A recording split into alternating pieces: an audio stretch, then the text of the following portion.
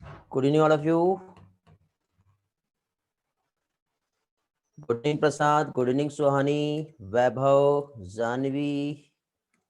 Good evening, Shreya. Good evening, Rayli. Good evening, Samiksha, Chaitali, Sakshi. Very good evening, all. Okay students, तो आज काफ़ी important portion आप लोगों को इस चैप्टर में मैं जो है समझाने वाला हूँ। आज हमारा ये लास्ट लेक्चर है बेटा, आपका batch 5 lecture 7 human excretory system हम लोग देख रहे हैं। मिक्चुरेशन और एक्सक्रीटरी डिसऑर्डर, ये दोनों भी पार्ट आज की सेशन में हम देखेंगे। और साथ ही साथ यदि किसी के कुछ भी डाउट्स हैं तो डाउट सेशन भी आज के इस क्लास में होने वाला है। तो फर्स्टली सबसे पहले तो हम लोग मिक्चुरेशन और एक्सक्रीटरी डिसऑर्डर जो है ये हम लोग सबसे पहले कंप्लीट करेंगे, और ये होने के बाद फिर हम लोग नेक्स्ट टॉपिक जो है मींस नेक्स्ट सेशन हमारा जो कौन सा होने वाला है, एक्स डाउट सेशन, ये हम लोग लेंगे। ओके, तो सबसे पहले तो सभी लोग रिस्पॉन्स कर दो प्रॉपरली। ऑडियो प्रॉपर आ रहा है आप लोगों को, वीडियो प्रॉपर है? Okay, everything is clear, great. तो स्टार्ट करते हैं हम लोग आज का सेशन। अभी देखिए बेटा, लास्ट लेक्चर रिवाइज करना है, अच्छे से समझ में नहीं आया था। ओके, लास्ट लेक्चर भी रिवाइज करा देता हूं बेटा, डोंट वरी। ऐसा कोई पर्टिकुलर पोर्शन है बेटा जो नहीं समझा है, या फिर सारे इसमें प्रॉब्लम है? क्लियर है? वैभव को क्लियर है? रियली बेटा कुछ पर्टिकुलर पार्ट में प्रॉब्लम है? लास्ट लेक्चर में क्या क्या देखे थे हम लोगों ने? लास्ट लेक्चर में हम लोगों ने regulation of kidney functions, am I right, ये देखे थे। और साथ ही साथ काउंटर करंट मैकेनिज्म्स हमने देखे थे। अच्छा बेटा, हैंड रेज करो कितने स्टूडेंट को लास्ट लेक्चर से रिलेटेड प्रॉब्लम है। यदि मैक्सिमम स्टूडेंट का प्रॉब्लम होगा तो अभी हम सबसे पहले रिवीजन से स्टार्ट करेंगे, या पर्टिकुलर कुछ लोगों का प्रॉब्लम होगा तो सबसे पहले हम लोग आगे का पोर्शन देख लेते हैं, और उसके बाद फिर जो डाउट सेशन है उसमें मैं सारा कुछ पार्ट रिवाइज करा दूंगा। Raise your hand quickly, hand raise करना है बेटा।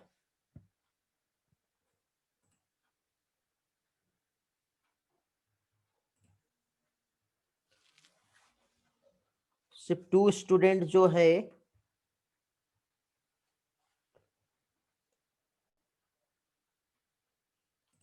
क्विकली जल्दी जल्दी हैंड रेज करो।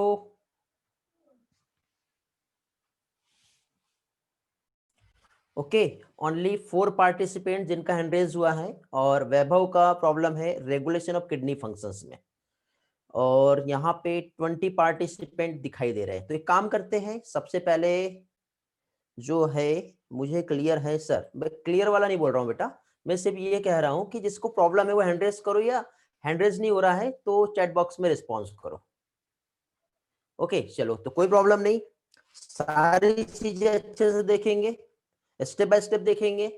तो उसके पहले हम लोग मिक्चुरेशन और एक्सक्रीटरी डिसऑर्डर देख लेते हैं, फिर लास्ट में जो रिमेनिंग जो रहेगा, जिसके डाउट नहीं है ठीक है, you can leave the class, और जिसके डाउट है या जो लोग रिवाइज करना चाहते हैं वंस अगेन क्लास में रहिए। आज का लेक्चर थोड़ा लंबा जा सकता है, तो मेंटली प्रिपेयर होके बैठिए, भूख लगी है तो चाय बिस्किट टोस्ट सारी चीजें पास में रखिए, ठीक है, वाटर वगैरह सारी चीजें साथ में रखिए, ठीक है, लेक्चर लेंथी हो सकता है बेटा।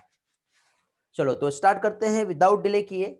सबसे पहले यहाँ पे हम लोग जो पार्ट अभी हम लोग देखेंगे, मींस सबसे पहले हम लोग यहाँ पे मिक्चुरेशन देखेंगे। ओके, क्या चीज मिक्चुरेशन होता क्या है, यहां से आज का सेशन जो है ये हम लोग स्टार्ट कर रहे हैं। ठीक, तो मिक्चुरेशन को यदि सिंपली हम डिफाइन करें तो क्या कहेंगे बेटा? Expulsion of urine from urinary bladder, क्या कहलाएगा? मिक्चुरेशन। तो हम जानते हैं कि ऐसे ये पेयर ऑफ किडनी जो है ये प्रेजेंट है, ये यूरेटर हो गया, यूरेटर से जो यूरिन फाइनली कलेक्ट होंगी, एक इन्वर्टेड पेयर के समान एक स्ट्रक्चर होता है जो कहलाता है यूरिनरी ब्लैडर। क्या चीज? Urinary bladder. अब यहाँ पे ये जो यूरिनरी ब्लैडर जो होता है ये एक स्पेशल टाइप की स्मूथ मसल से बना होता है, ये जो है एक स्पेशल टाइप की स्मूथ मसल से बना हुआ है, जिसे कहते हैं डेट्रेसर मसल। क्या कहते हैं? डेट्रेसर मसल्स। यूरिनरी ब्लैडर जो फॉर्म हुआ है एक स्पेशल टाइप के स्मूथ मसल्स, जो क्या कहलाती है? डेट्रेसर मसल्स। और साथ ही साथ यहाँ पे स्पेशल टाइप के रिसेप्टर्स भी प्रेजेंट होते हैं जगह जगह पे, और इन रिसेप्टर्स को स्ट्रेच रिसेप्टर्स कहते हैं।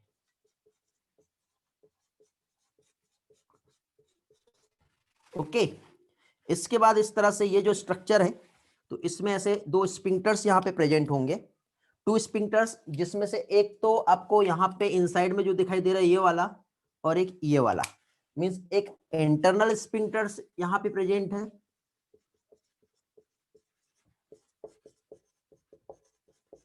और दूसरा यहाँ पे एक्सटर्नल स्पिंक्टर्स यहाँ पर प्रेजेंट है। तो ऐसे दो टाइप के यहाँ पे स्पिंक्टर्स भी प्रेजेंट होते हैं, समझे? अब देखिए, जैसे ही यहाँ पे किडनी जो है, यहाँ से यूरिन जब फिल्ट्रेट होगा, ठीक है, मतलब ब्लड जब फिल्टर हो रहा है और फिल्ट्रेट के बाद फाइनली लास्ट में जब यूरिन का फॉर्मेशन होगा, तो यूरिन जो है यहाँ पे इस तरह से फिल होगा। तो जैसे यूरिन जब फिल होता, अभी देखिए सबसे पहले यूरिनरी ब्लैडर जो था वो एम्प्टी था, एम्प्टी यूरिनरी ब्लैडर के बाद फिर फाइनली नेक्स्ट स्टेप जो आती है, ये जो ब्लैडर है ये फिल हो रहा है। जैसे फिल होगा तो एक जो स्ट्रेच रिसेप्टर है यहाँ पे, सेंसरी जो इंपल्स जो जनरेट होंगे, देन यूरिनरी ब्लैडर से जो इंपल्स है, ये जो इंपल्स है ये कैसे हैं? सेंसरी इंपल्स, ठीक है, सेंस करेगा, देन फाइनली हमारे ब्रेन तक के एक सिग्नल जो है वो सेंड करेगा। समझ गए? ये सिग्नल जो है, इंपल्स के सिग्नल्स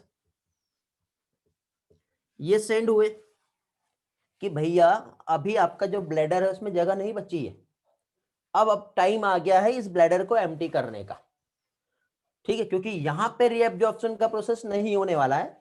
फाइनली जो यूरिन बन के यहाँ पे आ गया है, इसको अब हमारे बॉडी से बाहर ही निकालना है, ठीक है। तो ब्रेन रिस्पॉन्स देता है, अरे रुको, this is not correct time और करेक्ट प्लेस, वेट करो, ठीक है। यदि ब्रेन से सिग्नल आता है तो रिटर्न बैक जब सिग्नल आएगा इस ब्रेन से कि यस या फिर नो, यदि यस सिग्नल आता है तो उसे हम कहते हैं this is the right time and right place. तो यहाँ पे दो टाइप का स्टेप्स होगा, जिसमें एक तो ये जो ब्लैडर इसको कॉन्ट्रैक्ट करेगा, और दूसरा ये जो स्फिंक्टर से इसको रिलैक्स करेगा, तब जाके यहाँ पे इस तरह से यूरिन जो है ये बाहर जाएगी, ठीक है। तो ये जनरल सा एनाटॉमी मैंने आपको बताया, ठीक है, कहाँ कहाँ पे क्या चीज प्रेजेंट होते हैं। तो यहाँ पे देखिए बेटा, ये जो इंटरनल और एक्सटर्नल स्फिंक्टर्स है, और यूरिनरी ब्लैडर का कॉन्ट्रैक्शन और स्फिंक्टर्स का रिलैक्सेशन कैसे होता है। तो पहली चीज तो देखो, ये जो इंटरनल स्फिंक्टर्स जो होते हैं ये स्मूथ मसल से बना हुआ है, और एक्सटर्नल स्फिंक्टर्स की यदि हम बात करें तो ये हमारा स्केलेटल मसल से बना हुआ है। पढ़ रहे हैं अभी हम लोग। तो स्मूथ मसल जो है बेटा और स्केलेटल मसल्स, बताओ हमारे कंट्रोल में कौन सी मसल्स है? और जो हमारे कंट्रोल में होती है वो क्या कहलाती है? जो हमारे कंट्रोल में वो स्केलेटल मसल्स होती है, और जो हमारे कंट्रोल में होती है उसे हम वॉलेंट्री कंट्रोल कहते हैं, वॉलेंट्री मसल्स। Very good. तो स्केलेटल मसल जो है ये वॉलेंटरी हो गया, और स्मूथ मसल जो है ये कैसा है? इनवॉलेंटरी। मतलब अभी ये जैसे फिल हुआ तो ये एकदम से ओपन हो जाएगा। स्क्रीनशॉट लेना था किसी को, ले लो बेटा, ठीक है। जैसे ब्रेन से एक सिग्नल आया this is the right time और प्लेस, तो इमीडिएटली यहाँ पे क्या होगा, एक जो क्या कह सकते हैं हम लोग, ये जो स्फिंक्टर से ये वाला ओपन हो जाएगा, देन ये भी हो जाएगा। गलती से ये ओपन हो गया और एकदम से ऐसा लगता है कि नहीं this is not right time और प्लेस, तो ये होल्ड करके हम रख सकते हैं, ये हमारे कंट्रोल में, ठीक है। देन फाइनली फिर ये ओपन होगा, देन इस तरह से यूरिन जो है वो बाहर चली जाती है। सिंपल सा कंसेप्ट है, कोई भी कॉम्प्लिकेशन नहीं है इसमें, ठीक है। तो अब देखो प्रोसेस कैसे हो रही है। हो गया बेटा, स्क्रीनशॉट हो गया, इतना पार्ट समझा? किसी को कुछ डाउट है डायग्राम में और मैसेज सिग्नल कैसे आ रहे कैसे जा रहे, इसमें कुछ डाउट है? देखो जल्दी से रिस्पॉन्स करो। स्क्रीनशॉट हो गया? Hello, done? No sir, clear है, ग्रेट।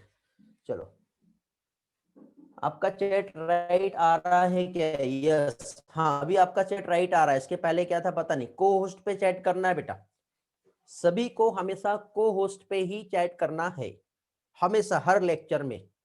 ठीक है, यदि मैं आपको इस बोर्ड लेक्चर्स में अवेलेबल हूं आपके लिए, तो आपको को होस्ट पे ही चैट करना है। यदि आपका ये वीडियो कैमरा ऑफ है तो फिर वो को होस्ट भूल जाओ, फिर एक ही रहेगा आपके पास। हाँ, स्मॉल चिल्ड्रन में जो है जनरली कंट्रोलिंग नहीं होती, समझे? ओके, क्लियर हो गया? हाँ, आगे बढ़ते हैं। तो अब देखिए यहाँ पे जो प्रोसेस जो हो रहा है, थोड़ा सा इस प्रोसेस को हम समझेंगे, ये प्रोसेस एक्चुअली होते कैसी है। ठीक है, इसमें देखिए एक्स्ट्रा में यदि हमें पढ़ना है तो एक्स्ट्रा में थोड़ा सा कंट्रोलिंग जो होता है उसमें हमारा नर्वस कंट्रोलिंग भी होती है, सिंपैथेटिक और पैरासिम्पैथेटिक कंट्रोलिंग भी होती है। ओके, तो सिंपैथेटिक और पैरासिम्पैथेटिक भी हम समझेंगे, बट जो बेसिक मेन जो पार्ट है जो हमारे एनसीईआरटी में दिया है, जो हमारे लिए इंपॉर्टेंट है, सबसे पहले हम वही वाले पार्ट जो है वो हम समझेंगे, जनरली एडल्ट्स में, ठीक है, या फिर चिल्ड्रंस में। ठीक है, उसमें होती है, लेकिन छोटे चिल्ड्रंस, उनसे छोटे की हम बात करें तो उसमें जनरली नहीं होती। क्यों? क्योंकि वहां पे ये जो कंट्रोलिंग है और ये जो सेंस है और सिग्नल्स, ये डेवलप नहीं हो पाता प्रॉपरली। ओके, समझे? तो अब देखिए यहाँ पे ये जो मैकेनिज्म्स जो हो रही है, ठीक है, ये कैसे हो रही है? तो देखिए यहाँ पे ये जो मैकेनिज्म्स है, जैसे कि सपोज ये हो गया यूरिनरी ब्लैडर, यूरिनरी ब्लैडर के बाद फिर यहाँ पे इंटरनल स्फिंक्टर्स, ये हो गया एक्सटर्नल स्फिंक्टर्स। धीरे धीरे यूरिनरी ब्लैडर जो हो रहा है, ये क्या हो रहा है बेटा? फील हो रहा है। फील होते ही इमिडिएटली एक सेंसरी इंपल्स जो है, ये यहाँ से गए, ये हमारे ब्रेन तक के पहुंचेंगे। अब डायरेक्टली ब्रेन तक के नहीं जाते बेटा, आपका ये ब्रेन है और ब्रेन के साथ ही साथ ये स्पाइनल कॉर्ड है। तो सबसे पहले इंपल्स जो है ये आपके कहाँ जाएंगे बेटा? ये जाएंगे आपके स्पाइनल कॉर्ड पे, और स्पाइनल कॉर्ड से फिर फाइनली ये इंपल्स जो है वो कहाँ जाएंगे? ब्रेन पर। फिर ब्रेन से रिटर्न आता है, मींस ये क्या हो गया? स्पाइनल कॉर्ड और ब्रेन दोनों मिलकर क्या फॉर्म कर रहे हैं? Central nervous system, CNS. इसके बारे में आगे चल के हम लोग स्टडी करेंगे। तो अब रिटर्न बैक एक सिग्नल आएगा। तो अब सेंसरी इंपल्स जो है ब्रेन तक के गया कि यूरिनरी ब्लैडर जो है वो कंप्लीटली फिल हो गया है, तो रिटर्न बैक एक सिग्नल आ रहे हैं। अब रिटर्न बैक जो सिग्नल आएंगे तो ये सिग्नल दो जगह पे जाएंगे। ठीक है, सिग्नल रिटर्न आ रहे बेटा, ध्यान दो। सिग्नल जो आया, एक तो यूरिनरी ब्लैडर पे आया, यूरिनरी ब्लैडर जो है ये क्या होगा? अभी कॉन्ट्रैक्ट हुआ। सेकंड सिग्नल यहां पर आया, मींस स्फिंक्टर्स, स्फिंक्टर्स जो है ये क्या होगा? रिलैक्स होगा। देन वॉइडिंग ऑफ यूरिन जो है, मिक्चुरेशन, ये प्रोसेस यहाँ पे फाइनली इस तरह से हो जाएगी। ओके, तो स्फिंक्टर्स रिलैक्स हो रहे हैं और ब्लैडर कॉन्ट्रैक्ट हो रहा है। तो इस तरह से यहाँ पर जो है ये प्रोसेस होती है। Is it clear? इस प्रोसेस को मिक्चुरेशन कहते हैं।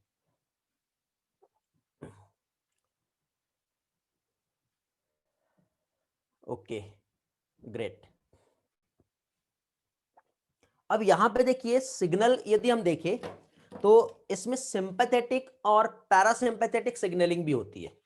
ठीक है, जस्ट वेट, मैं आपको एक स्लाइड से समझा देता हूं, क्योंकि जो चीज दिखेंगी और मैं एक्सप्लेन करूंगा तो ही आपको ज्यादा अच्छी तरह से समझ में भी आएगा। किधर गया? जस्ट वेट बेटा, हाँ मैं आपको वो वाला पार्ट जो है क्लियर करवा देता हूं।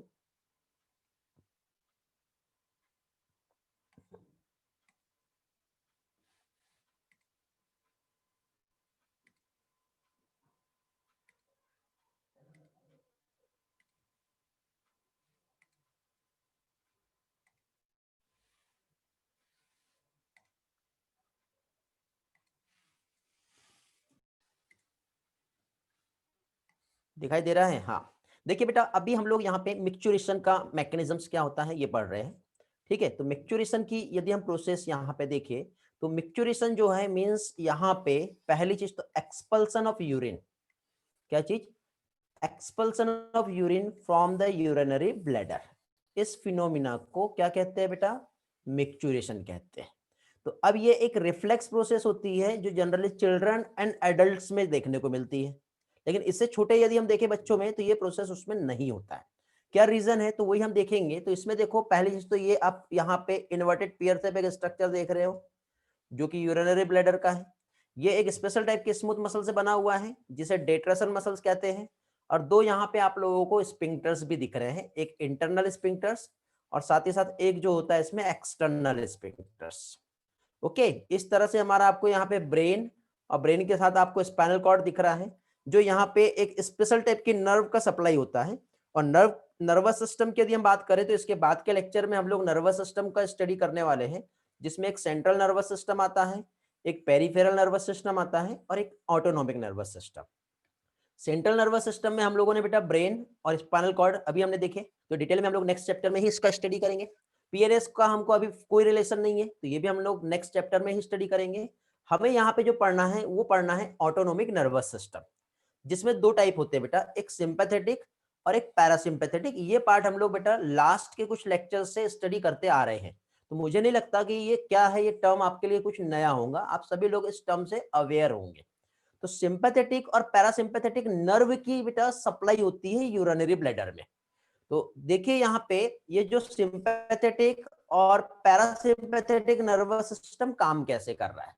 तो पैरासिम्पैथेटिक नर्वस सिस्टम जो है, ये देखो ऐसा सपोज ये ब्रेन से ये ऐसी नर्व्स आ रही है बेटा, किससे कनेक्टेड है हमारे, ये हमारे इस तरह से यूरिनरी ब्लैडर से कनेक्टेड है। तो अब ये जो सिग्नल है तो ये क्या करता है बेटा, एक तो डेट्रेसल मसल्स और इंटरनल स्पिंक्टर्स दोनों से कनेक्ट रहेगा। तो अब यहाँ पे देखो सिंपैथेटिक और पैरासिम्पैथेटिक के हम रिस्पेक्ट में समझेंगे।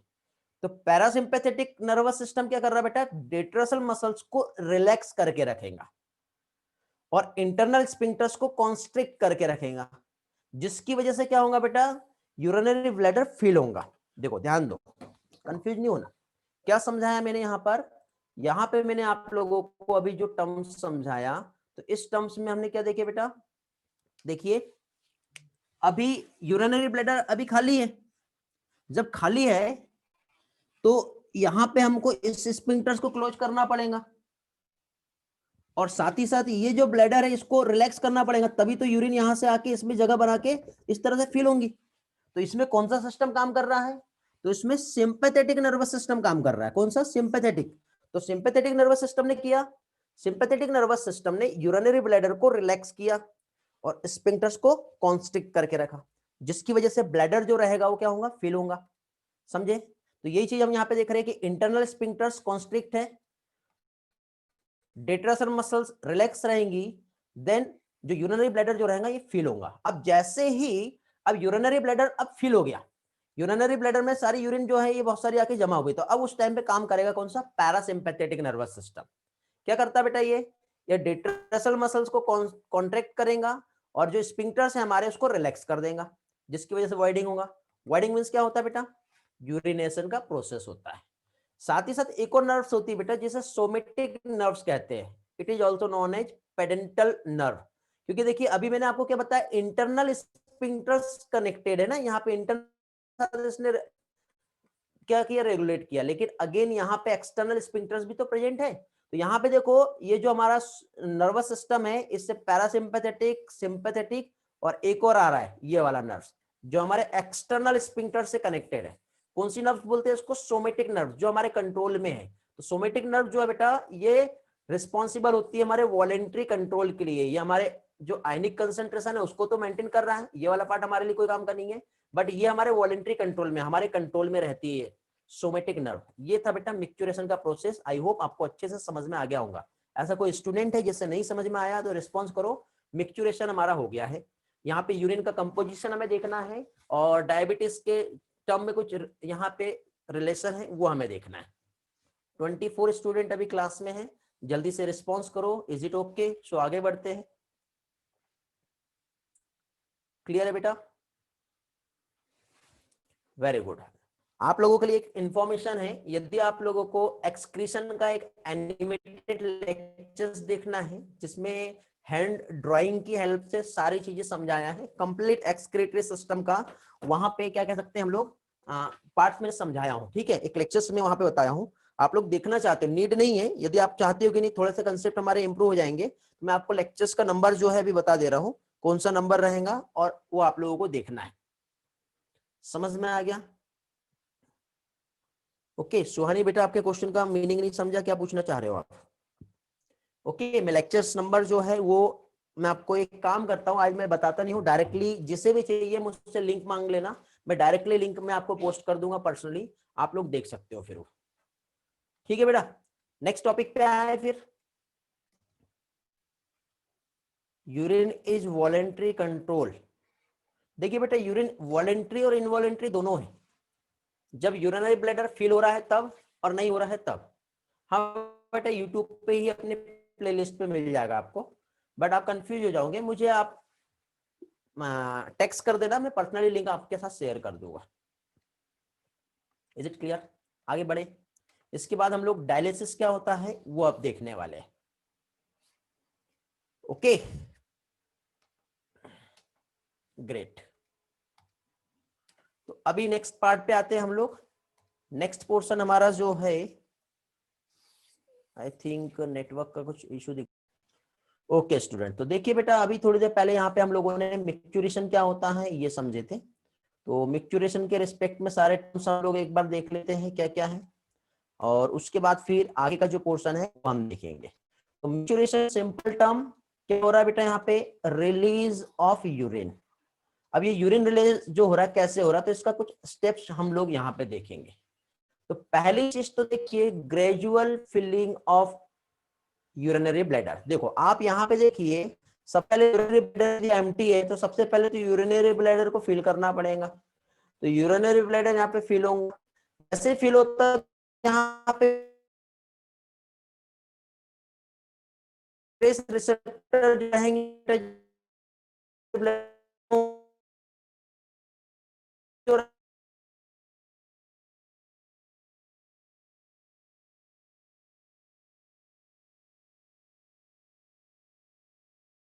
इम्पल्स बोलते हैं जिसको, मोटर मैसेज क्या करना है, कमांड वो भेजेगा। क्या हो गया, जस्ट वेट जस्ट वेट।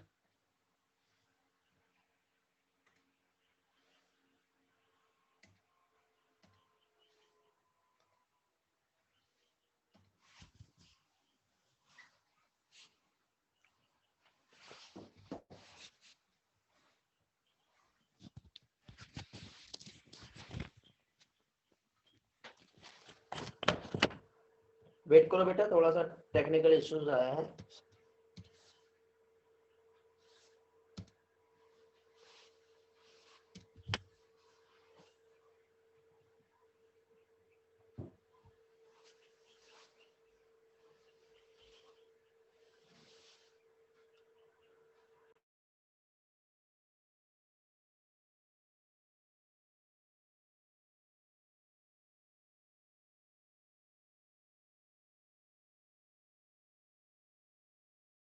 तो देखिए क्या देख रहे हैं बेटा हम लोग, थोड़ा सा प्रॉब्लम आया था, सॉल्व हो गया अभी आप लोगों का सभी का, ग्रेट। तो अभी देखिए यहाँ पे हम लोग मिक्चुरेशन जो है उसका हम स्टेप समझ रहे हैं। तो ऑब्वियसली सबसे पहले तो ये जो यूरिनरी ब्लैडर है ये फील होगा, जैसे ही फील होगा तो स्ट्रेच रिसेप्टर सेंस कर रहे हैं, सेंस करते ही एक सेंसरी इंपल्स जो है हमारे ब्रेन तक के भेजेगा, और ब्रेन एक मोटर इंपल्स जो है वो रिटर्न बैक भेजेगा। तो यही यहाँ पे बताया है कि filling of urinary bladder, stretching of urinary bladder, then stretch receptor ने बेटा उसकी जो वॉल है उसने एक इंपल्स हमारे सेंट्रल नर्वस सिस्टम को सेंड किया। देन सीएनएस जो है ये पास कर रहा है मोटर मैसेज, ये इस तरह से कहां पे, हमारे यूरिनरी ब्लैडर को। जैसे मैसेज आया तो ब्लैडर जो है वो क्या होगा, कॉन्ट्रैक्ट होगा। हमारे ब्लैडर में जो डेट्रासल मसल्स और स्मूथ मसल जो होती है वो कॉन्ट्रैक्ट होती है, जिसकी वजह से साथ ही साथ इमीडिएटली यूरेथ्रल स्पिंक्टर्स भी रिलैक्स होगा। देन फाइनली क्या होगा, मिक्चुरेशन होता है। तो इस तरह से यहाँ पर ये प्रोसेस होती है। तो ये सिंपैथेटिक और पैरासिम्पैथेटिक नर्वस सिस्टम, थोड़ी देर पहले ही मैंने दोनों के रिलेशन बताया किस तरह से हो रहे हैं और कैसे यहाँ पे एक्चुअली ये प्रोसेस हो रहा है। ठीक है, आगे बढ़ते हैं, नेक्स्ट पोर्शन पे आते हैं हम लोग। तो यहाँ पे देखिए ये जो रिफ्लेक्स मैकेनिज्म जो है वो कैसे हो रहा है। तो यहाँ पे देखिए ये हमारे ब्रेन जो है, यहाँ से जब इम्पल्स आए सेंसरी तो उसने एक मोटर इम्पल्स, तो ब्रेन हमारा फाइनली ये हमारे स्पाइनल कॉर्ड जो है इससे कनेक्ट है, तो सिग्नल जो है रिसीव होगा और सेंड होगा, तो ये स्पाइनल कॉर्ड से ब्रेन तक के जाएगा, देन वहीं से रिटर्न बैक आएगा। तो ये न्यूरल मैकेनिज्म्स होती है जो कि मिक्चुरेशन के लिए होता है, और इस मैकेनिज्म्स को मिक्चुरेशन रिफ्लेक्स कहते हैं। क्या कहते हैं इसे? मिक्चुरेशन रिफ्लेक्स कहते हैं। तो यहाँ पे कैसे ये प्रोसेस हुई, तो देखिए न्यूरल मैकेनिज्म्स जो है जिसमें मिक्चुरेशन रिफ्लेक्स जो हो रहा है, यदि हम देखें तो क्या हुआ बेटा, ये बैच 5 प्रज्वल का फोन आ रहा है, ज्वाइन नहीं कर पा रहा है क्या वो? आप लोग क्लास में हो ना सभी लोग? क्लास चल रहा है, सारी चीजें ओके हैं? क्लास के टाइम पे कॉल कैसे रिसीव करूंगा बेटा मैं? ओके, सारी चीजें ओके हैं, ग्रेट। हाँ, तो देखिए यहाँ पे मिक्चुरेशन रिफ्लेक्स हो रहा है। तो एक एडल्ट की यदि हम बात करें तो ह्यूमन, एडल्ट ह्यूमन जो है एक दिन में 1 से लेके 1.5 लीटर के आसपास यूरिन जो है ये पास करता है, जिसमें 25 से लेके 30 ग्राम यूरिया जो है एक दिन में हम अपने बॉडी से रिमूव करते हैं। फाइनली किस फॉर्म में? यूरिन के फॉर्म में। तो यूरिन जो है बेटा लाइट येलो कलर का होता है। लाइट येलो कलर का रीजन क्या है? तो यहाँ पे एक स्पेशल टाइप का पिगमेंट होता है जिसे यूरोक्रोम कहते हैं।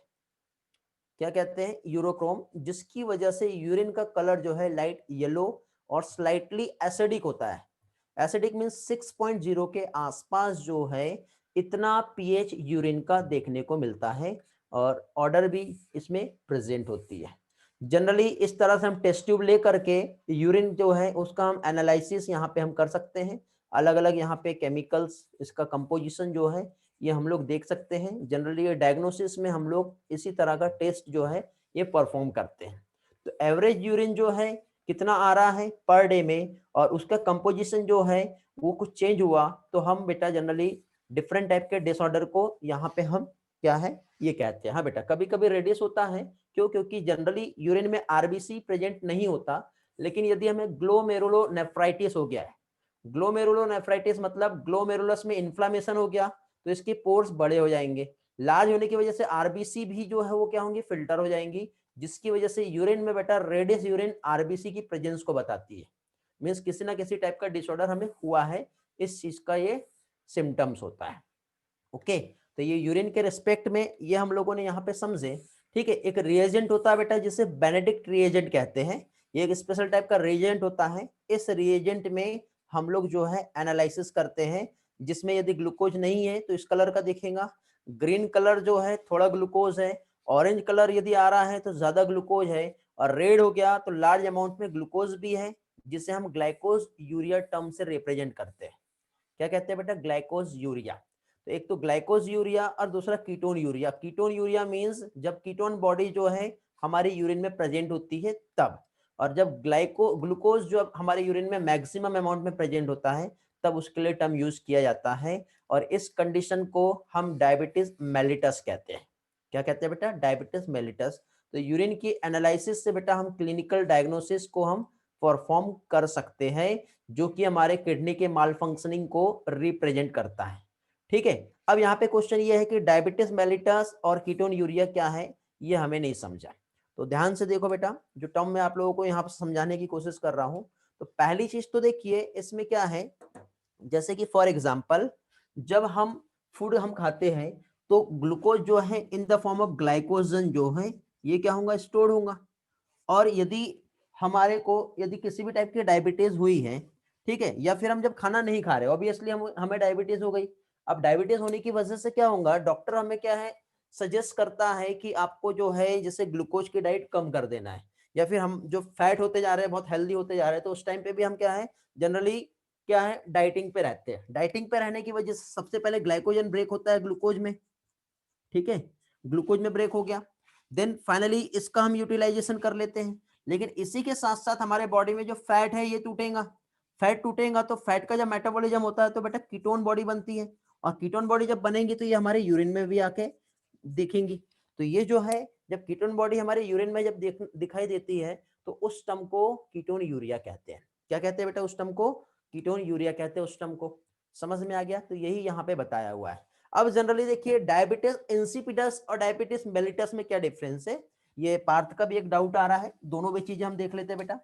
तो दो टाइप की डायबिटीज होती है, एक होता है बेटा डायबिटीज इंसिपिडस और एक होता है डायबिटीज मेलिटस।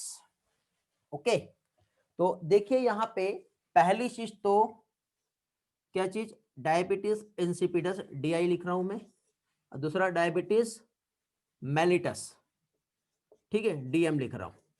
दो टाइप की डायबिटीज है। अब डायबिटीज इंसिपिडस और डायबिटीज मेलिटस हम देखें तो जनरली जब इंसुलिन का डेफिशिएंसी होगा, क्या चीज, इंसुलिन का अमाउंट यदि डिक्रीज हो जाता है तो उस टाइम पे हमारा ब्लड ग्लूकोज लेवल जो है ये क्या होगा, इंक्रीज हो जाता है। कब, जब इंसुलिन डिक्रीज तो ब्लड ग्लूकोज लेवल इंक्रीज। तो इस केस में हमारे ब्लड में ग्लूकोज है तो यूरिन में भी ग्लूकोज देखने को मिलेगा, जिसको हम ग्लाइकोज यूरिया भी हम कह सकते हैं, ठीक है। तो ये जो है बेटा जब इंसुलिन की डेफिशिएंसी की वजह से होता है तो वो क्या कहलाएगा, डायबिटीज मेलिटस कहलाएगा। Second term diabetes insipidus. Diabetes insipidus means जब एंटी डायूरेटिक हार्मोन का लेवल जब डिक्रीज हो जाता है तो उस टाइम पे हमारे बॉडी से डाइल्यूटेड यूरिन जो है वो पास होती है, और डाइल्यूटेड यूरिन जब पास हो रहा है तो इस टर्म को कहेंगे डायबिटीज इंसिपिडस। क्लियर हुआ, ये वाला पार्ट भी आपको यहाँ पे जो है ये एक्सप्लेन किया हुआ है। तो देखिए अभी हम लोग क्या देख रहे थे बेटा, डायबिटीज मेलिटस। डायबिटीज मेलिटस कब होगा, जब आपके जनरली जो कंडीशन जो बन रही है, कौन सी कंडीशन बेटा, जब यूरिन में ग्लूकोज ज्यादा है। यूरिन में ग्लूकोज ज्यादा होने का रीजन क्या था बेटा, इंसुलिन का डेफिशिएंसी था। इंसुलिन ज्यादा रहा तो ब्लड में भी ग्लूकोज ज्यादा रहेगा और यूरिन में भी ग्लूकोज ज्यादा रहेगा, तो उसको हम ग्लाइकोज यूरिया भी कहते हैं और उसे हम डायबिटीज मेलिटस भी कहते हैं। ओके, क्लियर हो गया बेटा, ठीक है। कभी कभी बार बार यूरिन आती है, ठीक है, कभी कभी बार बार यूरिन आती है, कोई प्रॉब्लम नहीं है बेटा। GFR आपका बढ़ गया है, ब्लड प्रेशर बढ़ गया है, GFR आपका बढ़ गया है, उसकी वजह से होता है। डाइट पर भी डिपेंड करता है, इन्फेक्शन पर भी डिपेंड करता है। पार्थ आपका डाउट क्लियर हो गया, बोलिए आपका डाउट क्लियर हो गया। चलो ग्रेट, आगे बढ़ते हैं, नेक्स्ट पोर्शन पे चलते हैं।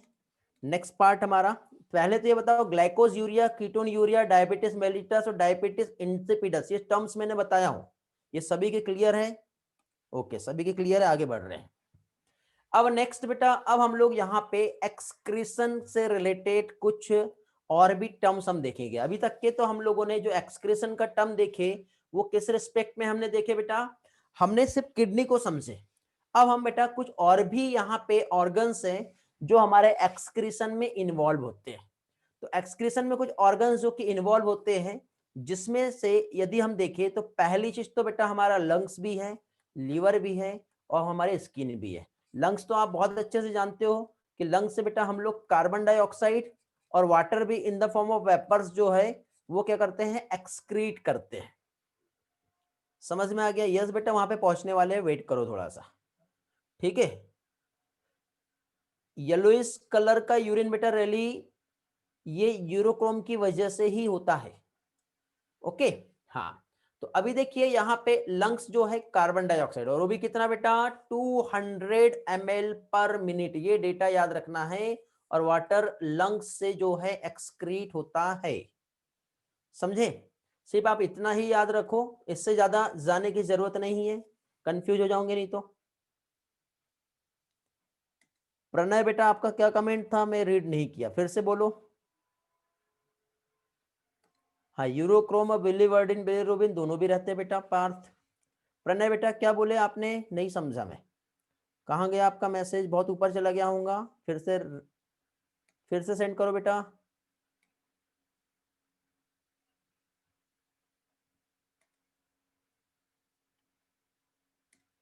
CO2 गैस है, वाटर भी वेपर्स के फॉर्म में, लंग्स से जा रहा है ना बेटा, लंग्स। प्रणय बेटा यूरिन फॉर्म येलोइश कलर, मैंने ये बताया हूं ऑलरेडी पहले बेटा, यूरोक्रोम की वजह से बाइल पिगमेंट होता है, और यूरोक्रोम जो होता है ये येलो कलर के लिए रिस्पॉन्सिबल होते हैं। ओके,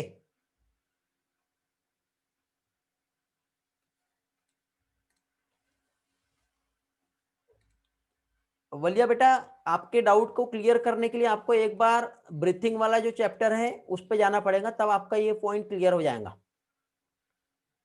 ठीक है। समझे, आपका डाउट बेटा आपका क्लियर हो जाएगा, बट आप एक बार रिफर करो ब्रीथिंग वाला पार्ट। क्लियर हो जाएगा, उसमें सारा एक्सप्लेनेशन है, शॉर्टकट में आपको नहीं समझ पाएगा ये वाला पार्ट।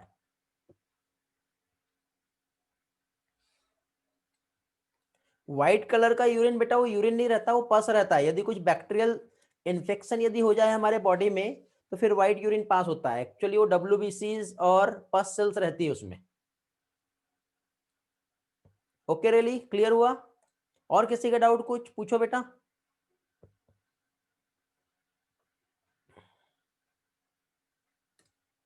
चलो आगे बढ़ते हैं फिर फाइनली हम लोग। नेक्स्ट हमने लंग्स का तो स्टडी कर लिए। लीवर भी बेटा हमारा एक इंपॉर्टेंट रोल प्ले कर रहा है एक्सक्रीशन में। अब ये कैसे करता है तो देखो, लीवर जो है बेटा बाइल सिक्रेट करता है, ये हमें पता है।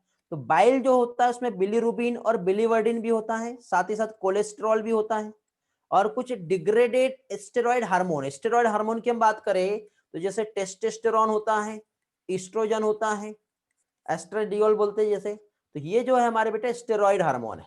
जब इसका ब्रेकडाउन होता है, डिग्रेडेड होते हैं, ठीक है, तो वो लीवर के थ्रू क्या होगा बेटा, वो बाहर निकलेगा। विटामिन भी हो सकते हैं, ड्रग्स भी हो सकता है। तो ये सारे बेटा ये डायरेक्टली लीवर से होते हुए हमारे कहाँ पे डाइजेस्टिव वेस्ट में जाता है, समझे, और ये डायरेक्टली रिमूव होता है। तो लीवर भी बेटा हमारे एक एक्सक्रीटरी ऑर्गन की तरह जो है एक इंपॉर्टेंट रोल प्ले करता है। देखो विटामिन क्यों, क्योंकि देखो विटामिन मीन्स जैसे कि हमारे बॉडी को जितना विटामिन चाहिए होता है उतना वो यूज कर लेता है, बट एक्सेस अमाउंट में विटामिन प्रेजेंट रहा तो हमारे बॉडी में स्टोर करने का कोई भी फंक्शन नहीं होता है, इसलिए विटामिन को क्या कर दिया जाता है, रिमूव कर दिया जाता है, समझे। फिर अगला नया विटामिन के लिए फिर से हमको डेली विटामिन की डाइट लेना बहुत जरूरी है। ग्लूकोज जो है आपकी बॉडी में स्टोर हो रहा है, फैट आपके बॉडी में स्टोर हो रहा है, लेकिन प्रोटीन हो गया, विटामिन हो गया, ये एक ऐसे कंपोनेंट है जो आपके बॉडी में स्टोर नहीं होते, ठीक है, समझ में आ गया। तो ये हमारा लीवर और लंग्स का रिलेशन था। इसके बाद बेटा हमारा स्किन जो होता है, स्किन में दो ग्लैंड होती है बेटा, एक स्वेट ग्लैंड होती है, स्वेट ग्लैंड में सेबेसियस ग्लैंड होती है, समझे। मींस स्किन जो है स्वेट एंड सेबेसियस दोनों भी ग्लैंड जो होता है इसकी हेल्प से, ठीक है, क्या है, जो हमारा कुछ सब्सटेंस होते हैं जो हमारे लिए हार्मफुल हो सकते हैं, ठीक है, तो वो क्या करता है बेटा, रिमूव करता है। तो देखिए मैक्सिमम अमाउंट में तो वाटर ही रहता है, आपका पसीना जब आता है तो आपने देखे होंगे स्वेट में, ठीक है, तो सॉल्टी भी नेचर का होता है, ठीक है। आप कभी कभी दौड़ रहे होंगे तो आपने देखे होंगे थोड़ा बहुत जो पसीना आपके ऊपर से फॉरहेड से निकला और एकदम से अंदर मुंह में घुस गया, है ना, तो सॉल्टी नेचर का होता है। थोड़ा बहुत बेटा उसमें यूरिया और लैक्टिक एसिड भी उसमें प्रेजेंट होता है।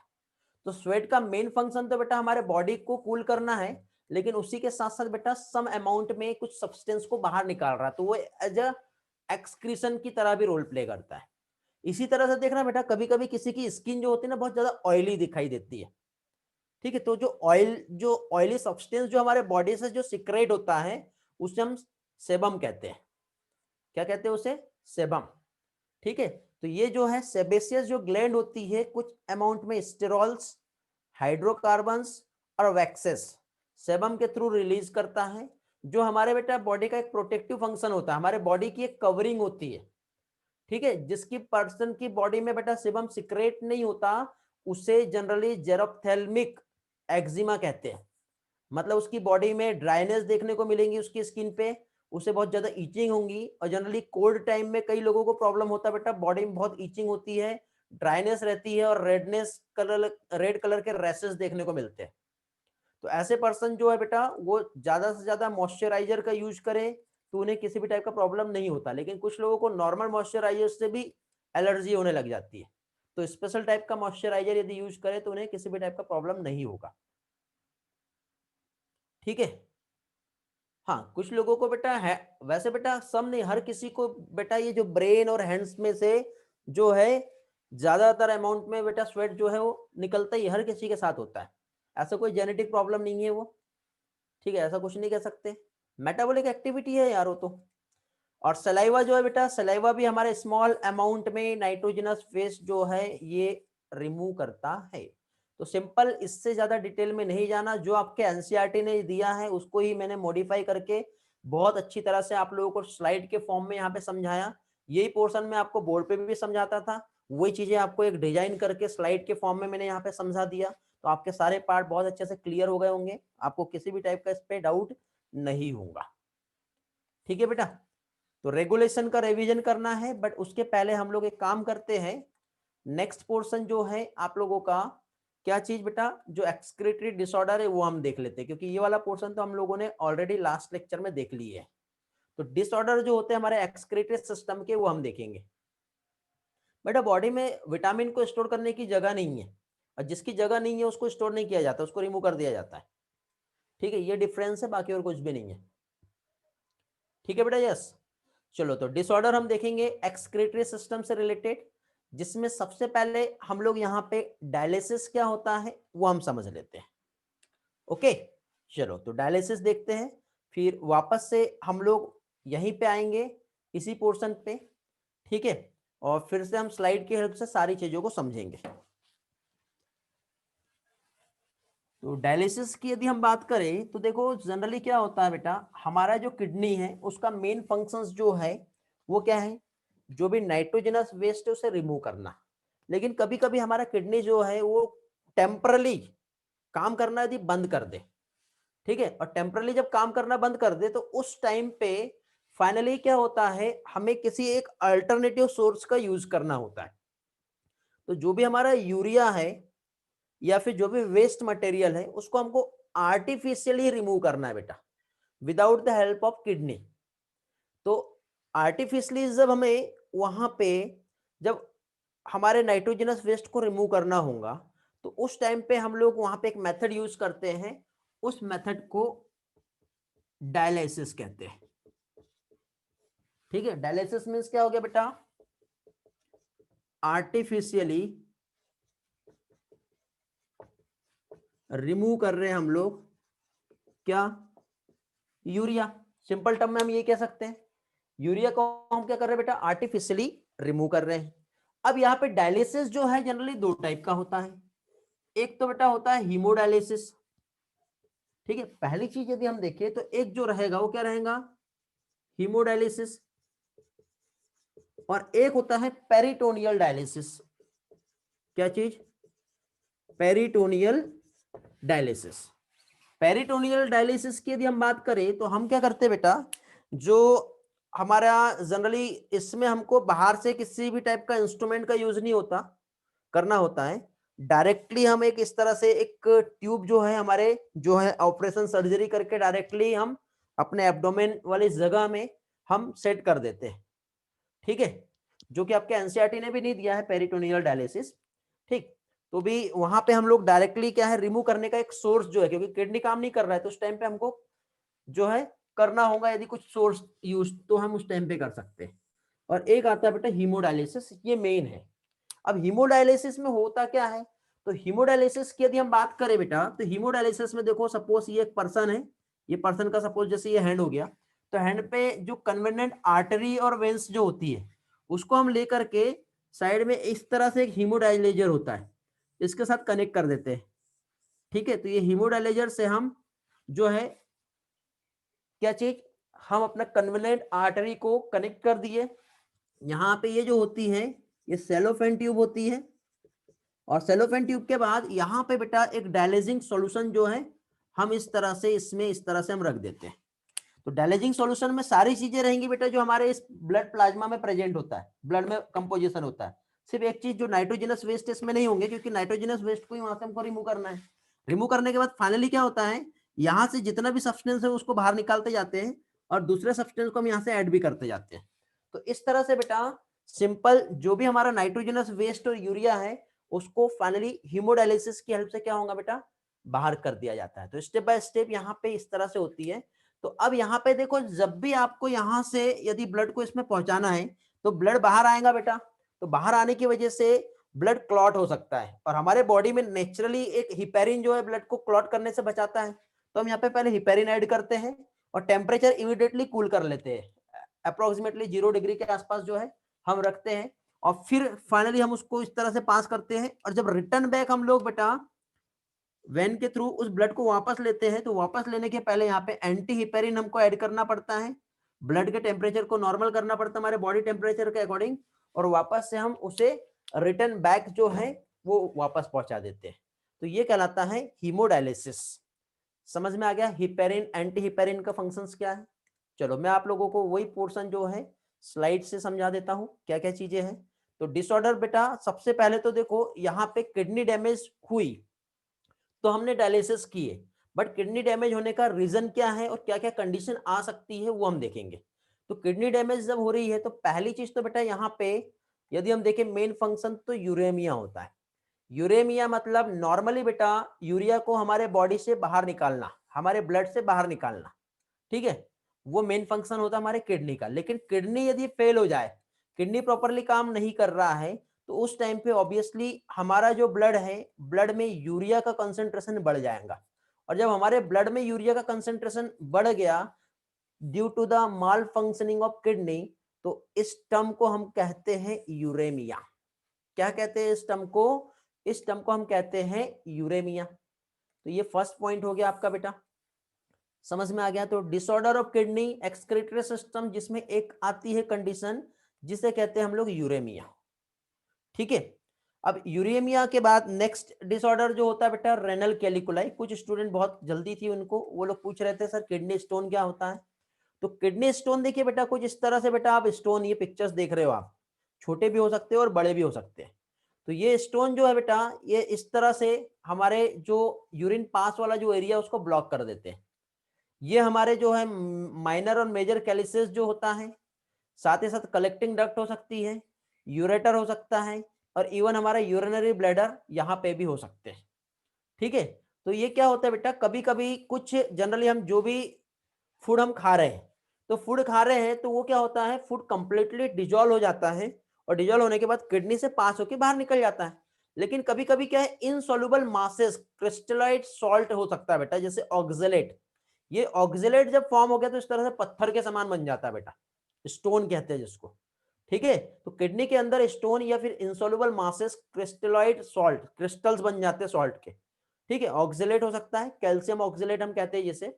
तो उसकी वजह से ये क्या करेगा, हमारा जो यूरिन पास है उसको ब्लॉक कर देगा। अब यूरिन पास को ब्लॉक कर दिया तो यूरिन क्या है बेटा, बाहर जा नहीं पाएंगी। अब यूरिन हमारे बॉडी में यही रहेंगे तो यूरिया तो रहेगा ही रहेगा, और यूरिन भी रहेंगे, उसमें बैक्टीरियल इन्फेक्शन हो सकता है, हमारे पूरे किडनी को डैमेज कर देता है, समझे। तो ये कहलाता है किडनी स्टोन। इससे ज्यादा डिटेल में हमें नहीं जाना है, एग्जाम में क्वेश्चन पूछेगा भी तो यहीं से पूछेगा। अब किडनी स्टोन हुआ तो एक कंडीशन ये हो सकती है बेटा, हम लोगों ने ग्लोमेरुलस पढ़े थे, याद है आपको। तो ग्लोमेरुलस जो है, तो अब देखिए ये आपका नेफ्रॉन का पार्ट है, उसमें ये ग्लोमेरुलस, इसमें यदि इन्फ्लामेशन आ गया, इन्फ्लामेशन मतलब स्वेलिंग, स्वेलिंग क्यों होंगी, हो सकता है किसी भी टाइप के बैक्टीरिया का इन्फेक्शन हो गया होगा, या कोई ना कोई कंडीशन बन गई जिसकी वजह से ग्लोमेरुलस में इन्फ्लामेशन आ गया। ग्लोमेरुलस में इन्फ्लामेशन आ गया तो उसके पोर्स भी बड़े हो जाएंगे, पोर्स बड़े हो जाएंगे तो बेटा आरबीसी और प्रोटीन भी यहाँ से पास होगा, जिसको हम प्रोटीन यूरिया भी कहते हैं, हिमेटो यूरिया भी कहते हैं, और इसी को ग्लोमेरुलो नेफ्राइटिस भी कहते हैं। इतने सारे टर्म्स यहाँ पे यूज करते हैं बेटा। ओके, क्लियर हो गया। ये वाला पार्ट बेटा ऐसा कुछ भी नहीं है जो बोर्ड पे समझाने लायक है, इसलिए मैं डायरेक्टली आप लोगों को स्लाइड से ही समझा रहा हूँ, ठीक है। यदि बोर्ड वाला लेक्चर चाहिए तो मैंने बैच 3 और बैच 4 में ये वाला पोर्शन लिया हूँ बोर्ड से, आप लोग वो भी देख सकते हो, ठीक है। यदि डिमांड होगी तो मैं बोर्ड पे भी समझा सकता हूँ, ऐसा कोई वो नहीं कि मैंने आपको रेफरेंस दे दिया कि आपको वहीं से देखना है, ठीक है। आप मुझे बोलिए, मैं यहाँ पे भी आपको समझा सकता हूँ। ओके, यदि क्लियर ना हो तो, नीड नहीं है तो फिर आगे बढ़ते हैं, ठीक है बेटा, आगे बढ़े। चलो ग्रेट। तो फाइनली किडनी यदि खराब हो गया तो हमारे लिए जो किडनी जो काम कर रहा था, किडनी काम नहीं कर पा रहा, तो कुछ ना कुछ तो हमें करना ही होगा। तो फाइनली हम उसके लिए एक मेथड, हीमोडायलिसिस। देखो ये पर्सन है, पर्सन की एक कन्वीनिएंट आर्टरी को हमने इस हीमोडायलाइजर से कनेक्ट कर दिए, उसी तरह से उसकी जो कन्वीनिएंट आर्टरी है और वेंस दोनों को हम इसके साथ कनेक्ट कर रहे हैं, ठीक है। अब कनेक्ट करने से हो क्या रहा है, तो ये डायलिसिंग मशीन है, कन्वीनिएंट आर्टरी ब्लड को यहाँ पे लेके जाएगा, और जितना भी यहाँ पे जो भी उसके बॉडी में एक्सक्रीटरी वेस्ट उसको रिमूव करेगा और ब्लड को वापस यहाँ पे डाल दिया जाएगा। अब पर्सन के साथ देखो खा सकता है, गा सकता है, रो सकता है, हंस सकता है, लेकिन उसको इस जगह को छोड़ के नहीं जाना पड़ेगा, यहीं पे बैठे रहना पड़ेगा, ठीक है। ये उसके साथ प्रॉब्लम होती है। तो ये प्रोसेस एक्चुअली हो कैसे रही है, तो यहाँ पे देखो आप इस डायग्राम से समझ सकते हो कि पहली चीज तो ब्लड जो है इस तरह से जो भी है ब्लड को हमने रिमूव किए, डायलाइजर में हमने ऐड किए, इधर से बेटा ये जो हमारी सेलोफेन ट्यूब आप देख रहे हो, तो इससे कंटिन्यूअसली एक साइड से हम डायलाइजर सॉल्यूशन जो होता है उसमें ऐड करते हैं, और दूसरे साइड से वेस्ट वाला डायलाइजर सॉल्यूशन को बाहर भी निकाल लेते हैं, और फिर इस तरह से रिटर्न बैक हम वापस ले लेते हैं। तो ये एक अल्टरनेटिव मेथड है, आर्टिफिशियली काम है, ठीक है। तो यूरिया को हमें रिमूव करना है, क्यों? क्योंकि पेशेंट को यूरेमिया हो गया है। यूरेमिया मतलब ब्लड में उसका यूरिया का कंसंट्रेशन इंक्रीज होते जा रहा है और उसका किडनी प्रॉपरली काम नहीं कर रहा, तो डायलिसिंग यूनिट जो है एक आर्टिफिशियल किडनी, जिसको हम एक क्वाइल ट्यूब होती है जिसको सेलोफेन ट्यूब कहते हैं, उसके साथ हम पास करते हैं उसके सराउंडेड में डायलिसिंग फ्लूइड, और फाइनली हम उसमें जितना भी यूरिया है उसको रिमूव करना है, तो इस मेथड का यूज करते हैं। अब ये कब तक किया जाता है, ठीक है। तो बेटा जब तक कि आपका किडनी में प्रॉब्लम है आपको करना ही पड़ेगा, ठीक है। मे बी हर 2 से 3 दिन के बाद आपको एक बार ये ट्रीटमेंट देना ही होगा, ठीक है। यदि ज्यादा प्रॉब्लम है तो ज्यादा देना होगा, समझे? क्लियर हो गया? आगे बढ़ते हैं। इसके बाद देखिए, अब यहां पे जो है ब्लड जो है कन्वीनियंट आर्टरी से हमने लिए, पंप किए डायलिसिंग यूनिट में, साथ ही साथ हमने ऐड किए एक एंटीकोगुलेंट जैसे कि हिपेरिन हो गया। फिर जो पूरा सेलोफेन ट्यूब है, ये हमारे जैसे ग्लोमेरुलस जो होता है ना उसी के समान सेलोफेन मेम्ब्रेन होती है, जो कि बेटा वहां से ब्लड को पास किया जाता है और कॉन्सेंट्रेशन ग्रेडियंट यहाँ पे काम करता है। इधर साइड बेटा जो कॉन्सेंट्रेशन हमारा ब्लड का है उसी तरह से सेलोफेन ट्यूब जो होता है उसमें भी डायलिसिंग सॉल्यूशन का कॉन्सेंट्रेशन होता है, बट इसमें यूरिया नहीं होता, तो यूरिया का कॉन्सेंट्रेशन इधर हाई है तो यहाँ से सीधा बाहर आ जाता है और उसको हम यहाँ से फाइनली बाहर कर देते हैं।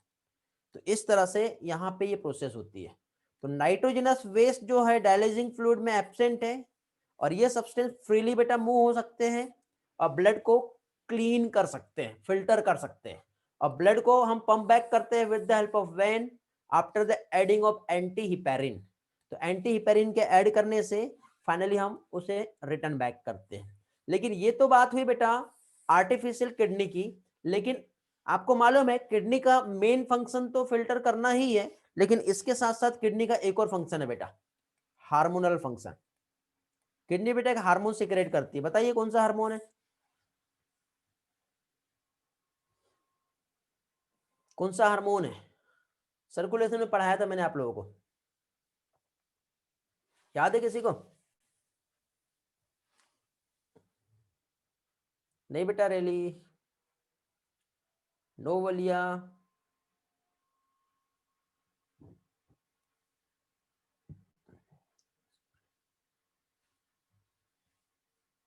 किडनी की बात कर रहा हूं बेटा, मैं एड्रेनल ग्लैंड की बात नहीं कर रहा हूं।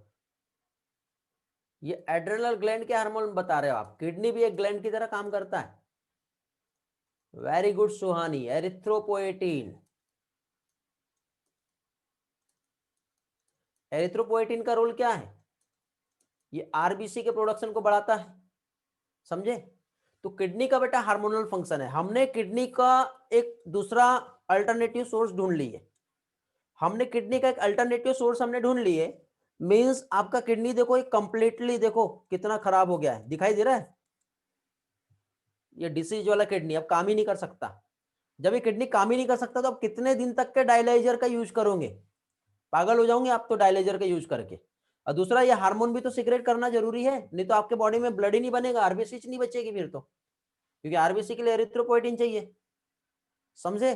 तो फिर फाइनली हमको क्या करना पड़ेगा, किडनी का ट्रांसप्लांटेशन करना पड़ेगा, ठीक है। तो एक हम एक डोनर लेंगे जिसका एक किडनी हेल्दी है और इस पर्सन का दोनों किडनी खराब हो गया है, तो एक किडनी को लेकर के हम दूसरे इसमें हम फाइनली इम्प्लांट कर देते हैं।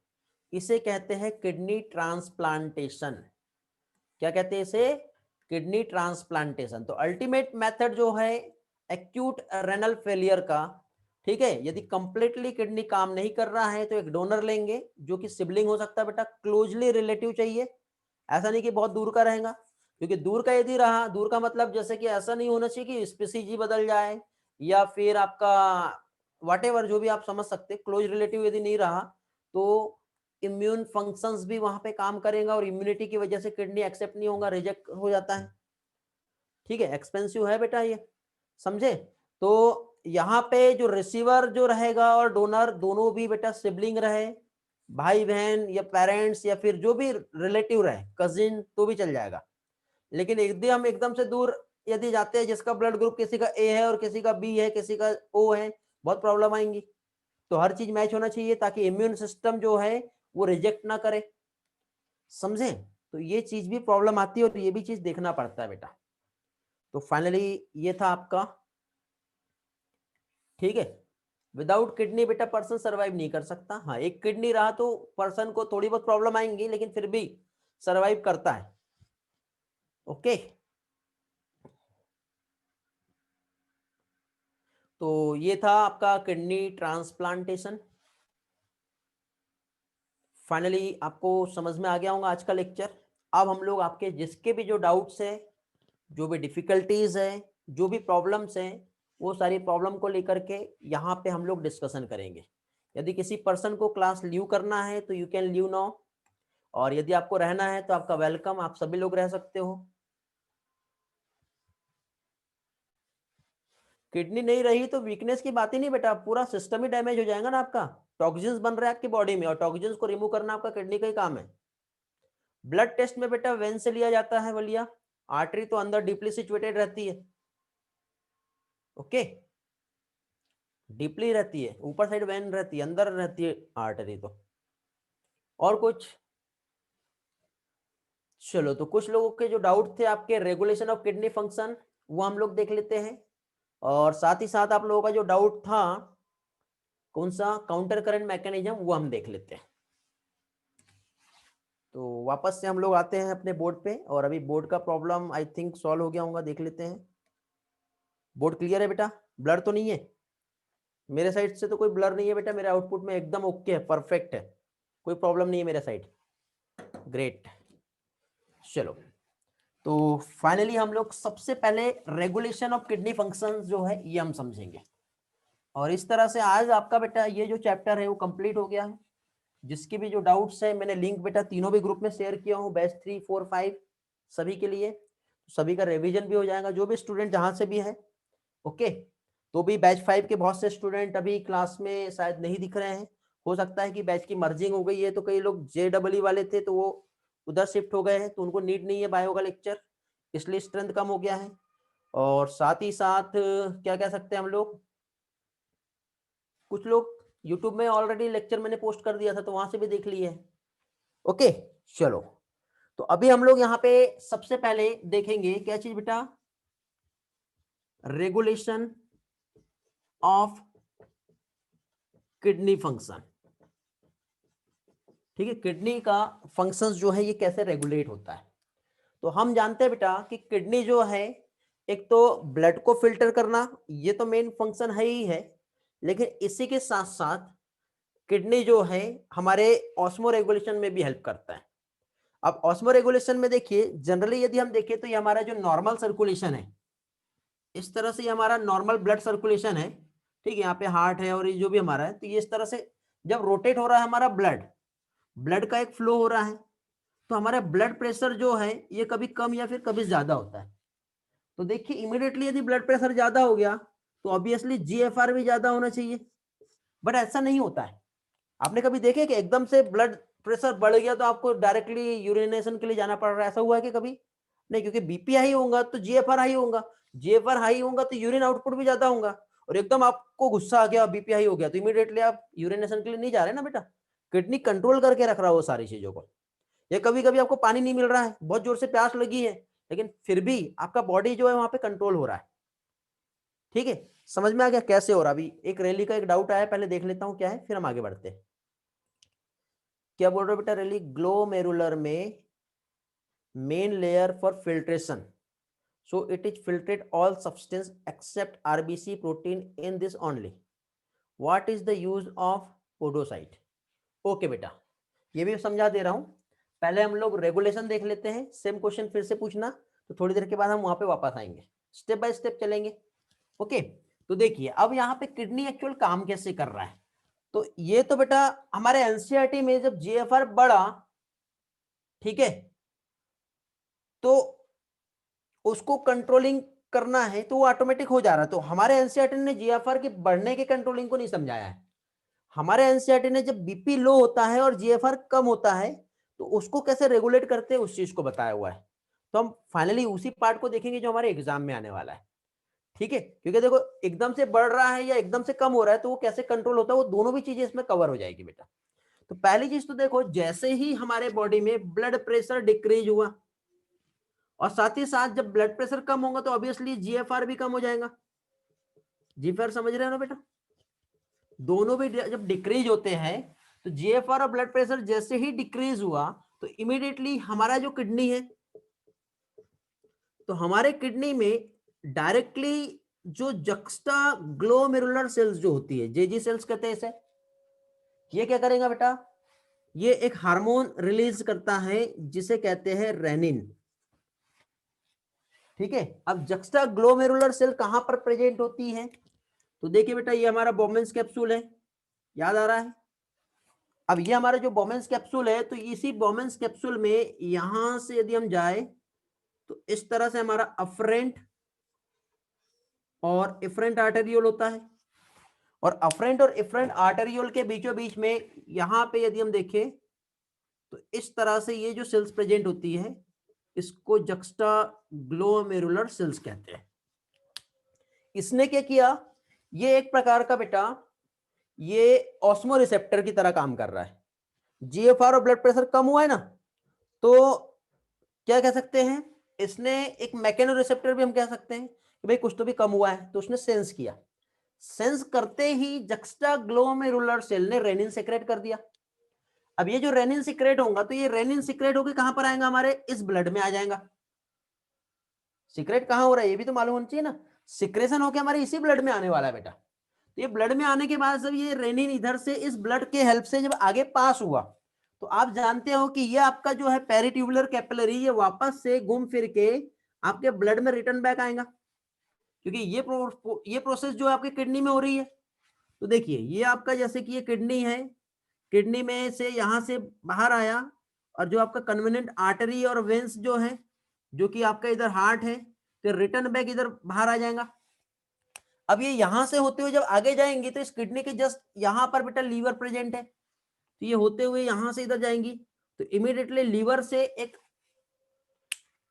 केमिकल सब्सटेंस सिक्रेट होता है। तो ये किडनी का काम हो गया बेटा। किडनी ने क्या किया, ये जो लीवर है आपका, ठीक है, लीवर बेटा एक केमिकल कंपोनेंट सिक्रेट करता है, उस केमिकल कंपोनेंट का नाम है एंजियोटेंसिनोजन।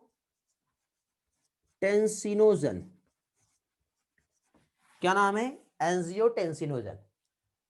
अभी ये एंजियोटेंसिनोजन जो है ये ब्लड की हेल्प से रेनिन आया, इस एंजियोटेंसिनोजन को तोड़ देगा रेनिन, तोड़ के किस में कन्वर्ट कर देगा, एंजियोटेंसिन 1 में। मैं AG1 लिख रहा हूं बेटा, समझे।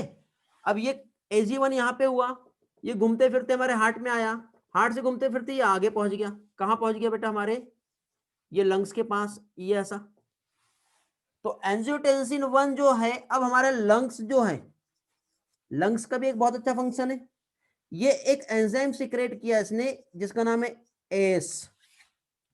ACE, एंजियोटेंसिन कन्वर्टिंग एंजाइम, जो एंजियोटेंसिन 1 को एंजियोटेंसिन 2 में कन्वर्ट कर देता है। किस में कन्वर्ट किया, एंजियोटेंसिन 2 में।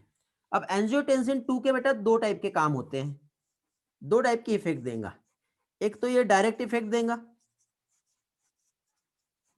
और दूसरा ये इनडायरेक्ट इफेक्ट देगा। अब डायरेक्ट और इनडायरेक्ट इफेक्ट कैसे होते हैं ये हम देखेंगे। डायरेक्ट इफेक्ट ऐसा है बेटा कि ये डायरेक्टली एंजियोटेंसिन, एंजियोलॉजी मतलब क्या होता है, ब्लड वेसल्स, तो ब्लड वेसल्स को टेंस कर रहा है मतलब दबा दे रहा है।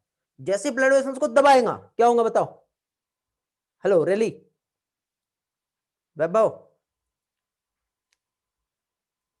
वेरी गुड, यस, क्या हुआ,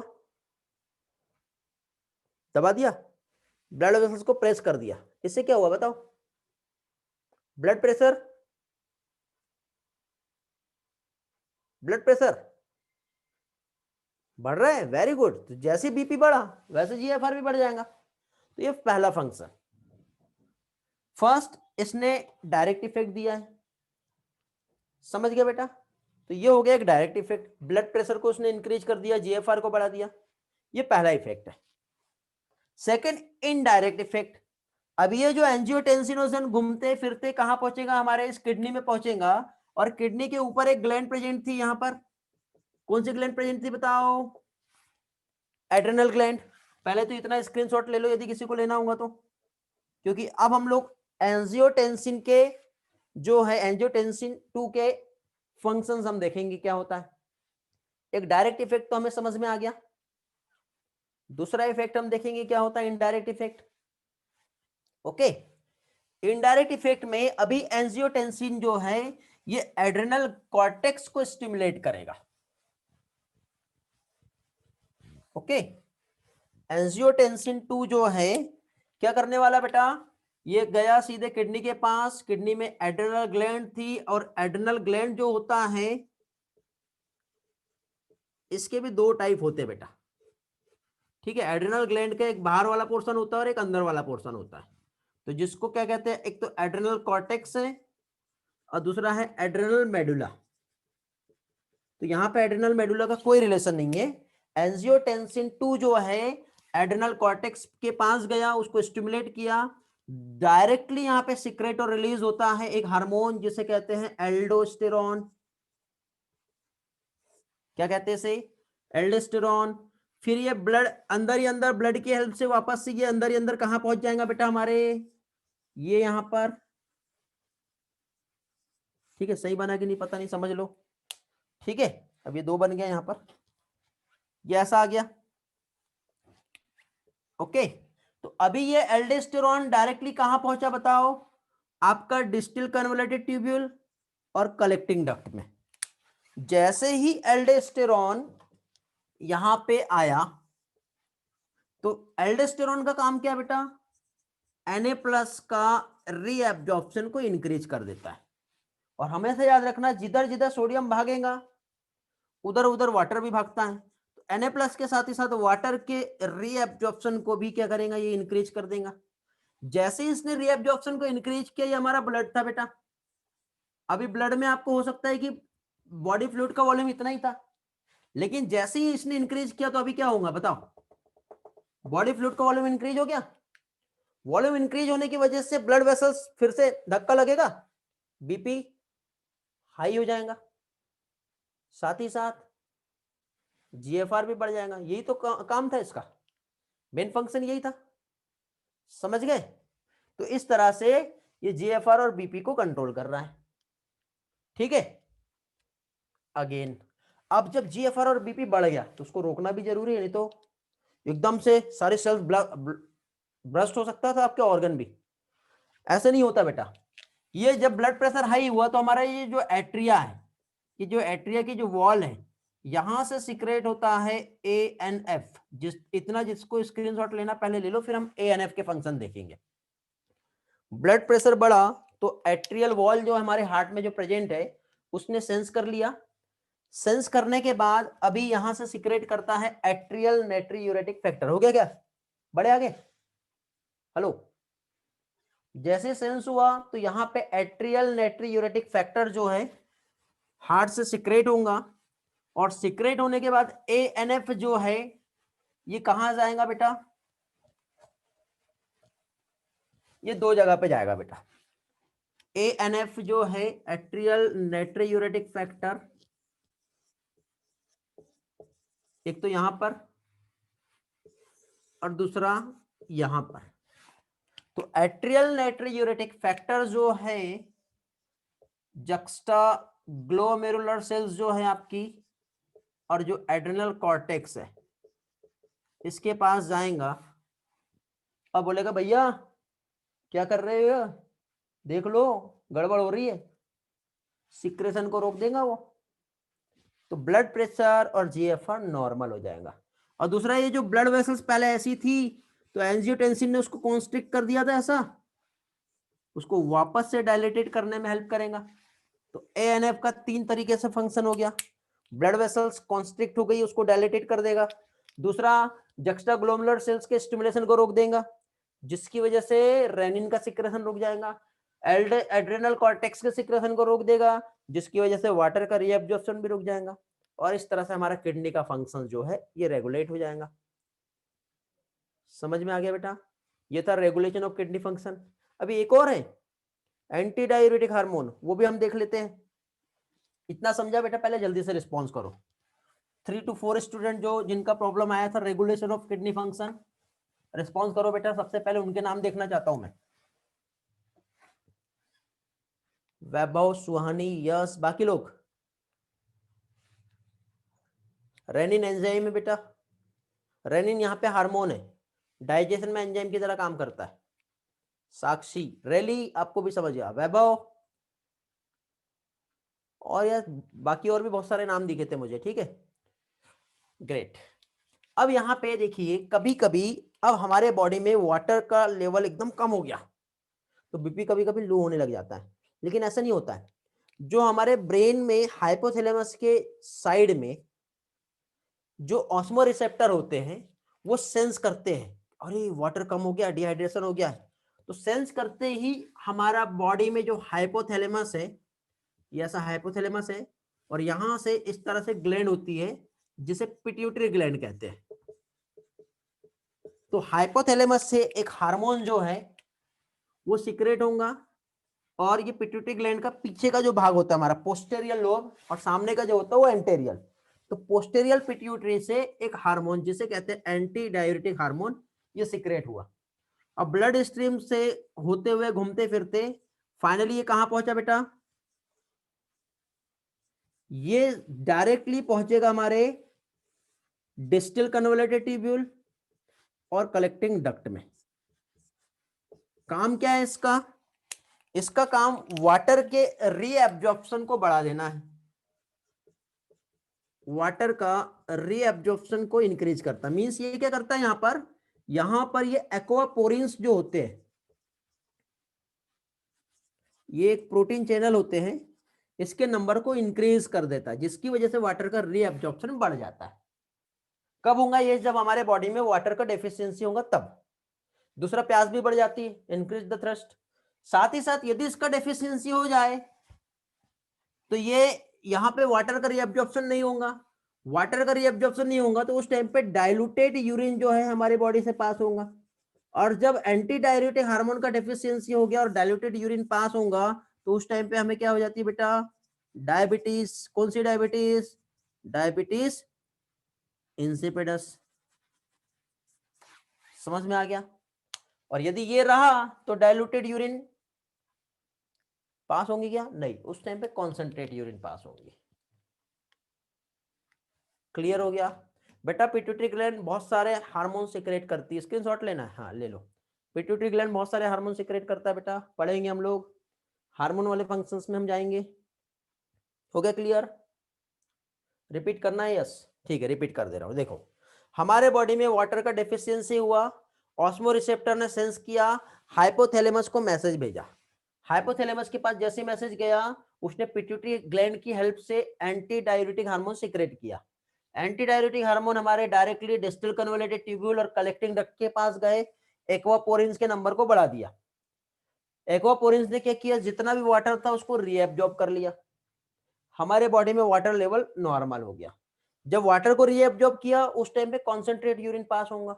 यदि बाई चांस हमारे बॉडी में एंटी डायरेटिक हार्मोन नहीं होता, इसका डेफिशिएंसी हो जाए, तो उस टाइम पे हमारे बॉडी से डाइल्यूटेड यूरिन पास होंगी, वाटर को कंजर्व नहीं कर पाएंगे हम लोग, और साथ ही साथ उस टर्म को हम डायबिटीज इंसिपिडस कहते हैं। एक्वापोरिन्स बेटा एक चैनल प्रोटीन होते हैं जो वाटर के रीएब्जॉर्प्शन को बढ़ा देते हैं, ठीक है, एक टाइप के प्रोटीन है जो वाटर के रीएब्जॉर्प्शन को बढ़ाने में हेल्प करते हैं। समझ गए? क्लियर हो गया? ग्रेट। अब हम पढ़ेंगे counter current mechanism. Adrenal gland का हमारे बॉडी में बेटा एल्डोस्टेरोन सिक्रेट करता है, और साथ ही साथ इपिनेफ्रिन और नॉरएपिनेफ्रिन भी सिक्रेट करता है, इमरजेंसी हार्मोन जो होते हैं वो, ठीक है। तो हमारे ब्लड प्रेशर को कंट्रोल करने में और वाटर लेवल को रेगुलेट करने में हेल्प करता है। बोलिए, आपके क्वेश्चन का डाउट क्लियर किया मैंने? और किसी का कुछ डाउट है? ये वाला पार्ट क्लियर हो गया? काउंटर करंट मैकेनिज्म अभी देखेंगे। ओके, चलो बढ़े आगे भी।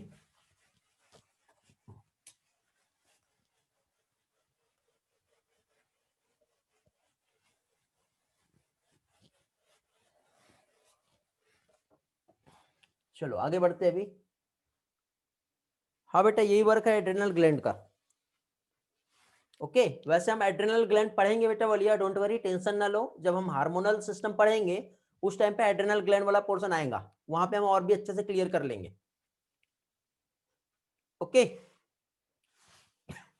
और इस बार टेस्ट में आप लोगों को एक्सक्रीशन और लोकोमोशन दोनों भी आने वाला है। मैं ऑलरेडी पहले से बता चुका हूं आप लोगों को, समझे? तो दोनों भी, एक्सक्रीशन कंप्लीट चैप्टर, लोकोमोशन जहां तक के हुआ है। ओके, लोकोमोशन जहां तक के हुआ means mechanism of muscle contraction तक के आएगा। ठीक है, वो हो जाएगा, वैसे भी आप लोग पहले से पढ़ लो। ठीक है, स्केलेटल सिस्टम जो है उसको छोड़ के उसके पहले का जितना भी है सारा आप लोग पढ़ो। मैं नहीं भी पढ़ाता हूं तो थोड़ी मेहनत आप लोगों को करनी है, समझे? हो सकता है कि कल आपके डाउट में टाइम ज्यादा चले जाए या पर्टिकुलर एक कंसेप्ट को समझाने में ज्यादा टाइम चला जाए, तो भी मैंने आपको बता दिया वहां तक क्या आएगा, आप लोग पढ़ के रखोगे। ठीक है, थोड़ी मेहनत तो आप लोग भी करोगे ना, रेडीमेड सारी चीजें खाओगे तो फिर आगे कैसे बढ़ोगे? कंपटीशन का जमाना है बेटा। ठीक है, लाइफ में आगे बढ़ना तो सेल्फ डिपेंडेंट बनना पड़ेगा कुछ चीजों में। ठीक है, बाकी हर चीज में मैं हूँ आप लोगों के लिए। बायोलॉजी से रिलेटेड कोई भी प्रॉब्लम हो उसके लिए मैं हूँ आप लोगों के पास। आप पूछिए मुझसे, टाइम लीजिए मुझसे। जहां नहीं समझ में आता अपनी ईमानदारी बेटा डायरेक्ट बोलो। जैसे रेली ने आज मुझे बोली, बहुत अच्छा लगा मुझे कि कुछ भी नहीं समझा, तो कुछ भी नहीं समझा तो मैं आपको यहाँ पे बहुत अच्छे से समझाऊंगा। ठीक है, आप समझा बोलोगे तो मैं आगे बढ़ जाऊंगा। तो कभी भी आप मुझसे झूठ नहीं बोलो। मुझसे मतलब अपने जो टीचर है जो आपको समझा रहे हैं उनसे कभी झूठ नहीं बोलना। नहीं समझा मीन्स नहीं समझा, आप समझा, वो मेरी रिस्पॉन्सिबिलिटी है, लेकिन आपको खुद से मेहनत करनी पड़ेगी कुछ चीजों में। ठीक है, वीडियो ब्लैक नहीं है बेटा, मेरे साइड से कोई भी प्रॉब्लम नहीं है अभी, कोई भी नेटवर्क का इशू नहीं है, कोई भी वीडियो का प्रॉब्लम नहीं है अभी। ऑडियो वीडियो सारी चीज ओके है मेरे साइड से। आप एक बार रिज्वाइन कर लो वेबाओ। ठीक है, चलो काउंटर करंट मैकेनिज्म अभी हम लोग देखेंगे क्या होती है काउंटर करंट मैकेनिज्म्स। ओके, तो काउंटर करंट मैकेनिज्म्स की यदि हम बात करें तो बेटा हमारी जो बॉडी में मैमलियन किडनी का एक बहुत अच्छा फंक्शन होता है। और फंक्शन क्या है? वो वाटर को, मैक्सिमम अमाउंट में वाटर को रीएब्जॉर्ब कर सकता है। और ये प्रोसेस की वजह से वाटर का कंजर्वेशन जो है वो बहुत आसानी से कर सकते हैं हम लोग। तो अब देखिए यहाँ पे ये जो वाटर का रीएब्जॉर्प्शन जो है मींस 80% वाटर का जो रीएब्जॉर्प्शन है वो proximal convoluted tubule and loop of Henle की वजह से होता है। बाकी रिमेनिंग बच्चा 20% वाटर का रीएब्जॉर्प्शन वो होता है हमारा डिस्टल कन्वोल्यूटेड ट्यूब्यूल और कलेक्टिंग डक्ट की हेल्प से। तो जो डिस्टल कन्वोल्यूटेड ट्यूब्यूल और कलेक्टिंग डक्ट की हेल्प से जो वाटर का रीएब्जॉर्प्शन होता है वो कंडीशनल रीएब्जॉर्प्शन कहलाता है। और उसके पहले के सेगमेंट में जो वाटर का रीएब्जॉर्प्शन हो रहा है वो फैकल्टेटिव रीएब्जॉर्प्शन कहलाता है। ठीक है, तो अब ये जो फैकल्टेटिव वाटर का रीएब्जॉर्प्शन जो है वो कैसे होगा? ठीक है, तो अब यहाँ पे हम लोग ये जो वाटर का रीअब्जॉर्प्शन है उसमें हम लोग समझेंगे कि यहाँ पे वाटर के रीअब्जॉर्प्शन में दो इंपॉर्टेंट जो है सेगमेंट जिसमें इंपॉर्टेंट रोल प्ले हो रहा है, जिसमें एक तो आता है बेटा वासा रेक्टा और दूसरा आता है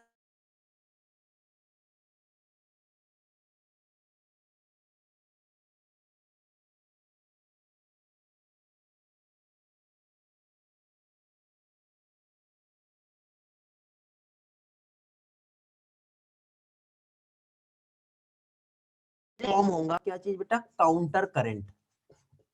counter means opposite, current means क्या होता है? फ्लो। अब यहां पे कैसे फ्लो हो रहा है तो देखो, ये जो हो गई ये है आपकी लूप ऑफ हेनले। क्या है बेटा ये? Loop of Henle. बताओ लूप ऑफ हेनले से क्या फ्लो होगा? फिल्ट्रेट इस डायरेक्शन पे, समझ गए? इस तरह से क्या बाहर आ गया? यहां से बाहर आएगा फिल्ट्रेट। इसके बीचों बीच में यहां पे हम लोग देखेंगे तो ये जो रहेगा आपका, बताओ क्या रहेगा? ये ये रहेगा वासर एक्टा। तो अभी देखिए जैसे जैसे यहां से फिल्ट्रेट बाहर आ रहा है, तो ये लूप ऑफ हेनले का कौन सा सेगमेंट है बेटा?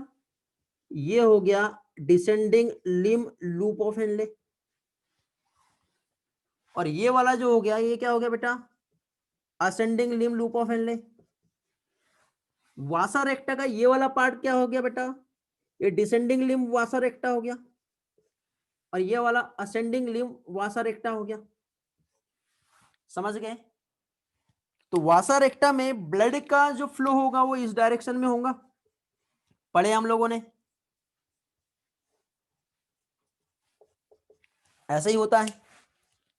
ठीक है, तो अभी यहां पे क्या चीज रिपीट करना है बेटा? बोलिए, वीडियो पॉज हो गया था, क्या रिपीट करना है? किसका कॉल आ रहा है आज? ठीक है, बाद में देखते हैं। बोलिया, कहां से प्रॉब्लम आया? ब्लर हुआ क्या सुहानी के पास? नहीं यार, वीडियो एकदम परफेक्ट है, कुछ भी प्रॉब्लम नहीं है मेरे साइड से। रिस्पॉन्स करो, क्या प्रॉब्लम आया? Now it's fine. ओके, बोलिया कहां पे प्रॉब्लम आई पहले बताओ, क्योंकि मैं आगे बढ़ जाऊंगा, ये नहीं समझेगा तो प्रॉब्लम हो जाएगी। Yes, no problem. Really little blur, no बेटा, बीच में अटका था, आई फॉरगेट, आप भी भूल गए, बट इट्स ओके। बोलिए सर सेंट्रल समथिंग। चलो मैं रिवाइज करा दे रहा हूं जो भी होगा। देखिए यहां पे हम लोग जो है बेटा काउंटर करंट मैकेनिज्म देख रहे हैं। काउंटर करंट मैकेनिज्म्स में वासा रेक्टा की हेल्प से ब्लड का फ्लो होता है, लूप ऑफ हेनले से फिल्ट्रेट फ्लो होता है। दोनों भी फ्लो जो है बेटा अपोजिट डायरेक्शन में हो रहा है, जिससे फॉर्म होता है काउंटर करंट। तो ये मैंने यहाँ पे जो ब्लैक कलर में जो डेटा बनाया हूँ, जो डायग्राम, ये मैंने लूप ऑफ हेनले का बनाया हूँ। तो लूप ऑफ हेनले का ये डिसेंडिंग लिम हो गया और ये असेंडिंग लिम हो गया। एक ग्रीन कलर से मैंने जो ड्रॉ किया हूँ ये वासा रेक्टा है, तो ये वासा रेक्टा का डिसेंडिंग लिम है और ये वासा रेक्टा का असेंडिंग लिम है। अब हम जानते हैं बेटा कि लूप ऑफ हेनले के डिसेंडिंग लिम से जो पास होगा वो क्या रहेगा? यहां से जो बाहर निकलता है वो बाहर जाता है H2O। हमने इसके पहले भी पढ़े हैं कि ये only permeable for the H2O but impermeable to salt. Salt यहां से बाहर जाएगा क्या? नहीं। लेकिन हम जानते हैं कि असेंडिंग लिम जो है ये सिर्फ और सिर्फ परमिएबल होता है NaCl के लिए, बट इम्परमिएबल टू वाटर। तो इससे जो वाटर बाहर निकला, ये वाटर कहां चले जाएगा बताओ? किधर गया?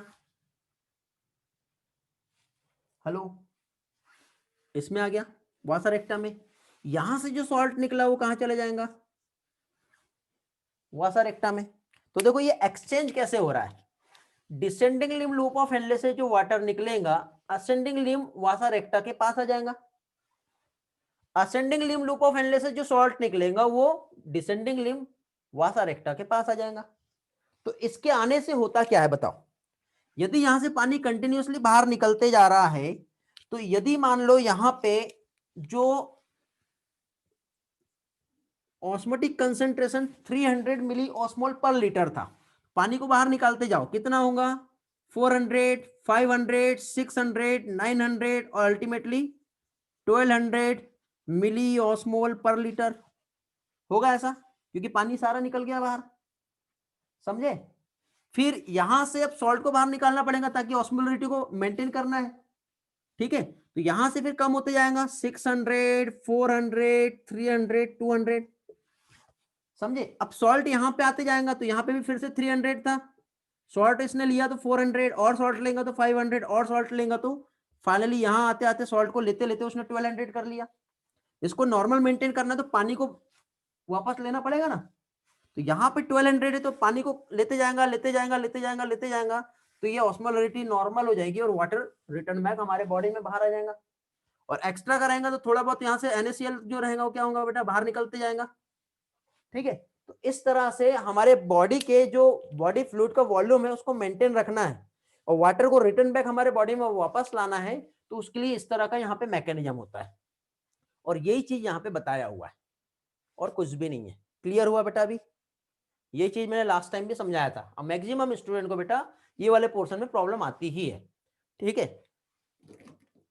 2 से 3 बार समझने के बाद ही क्लियर होता है। अभी आप इस वीडियो को बेटा 2 से 3 बार आप देखिए और फिर वो जो स्टेटमेंट जो दिया है उसको पढ़िए, तब आपको अच्छी तरह से क्लियर हो जाएगा।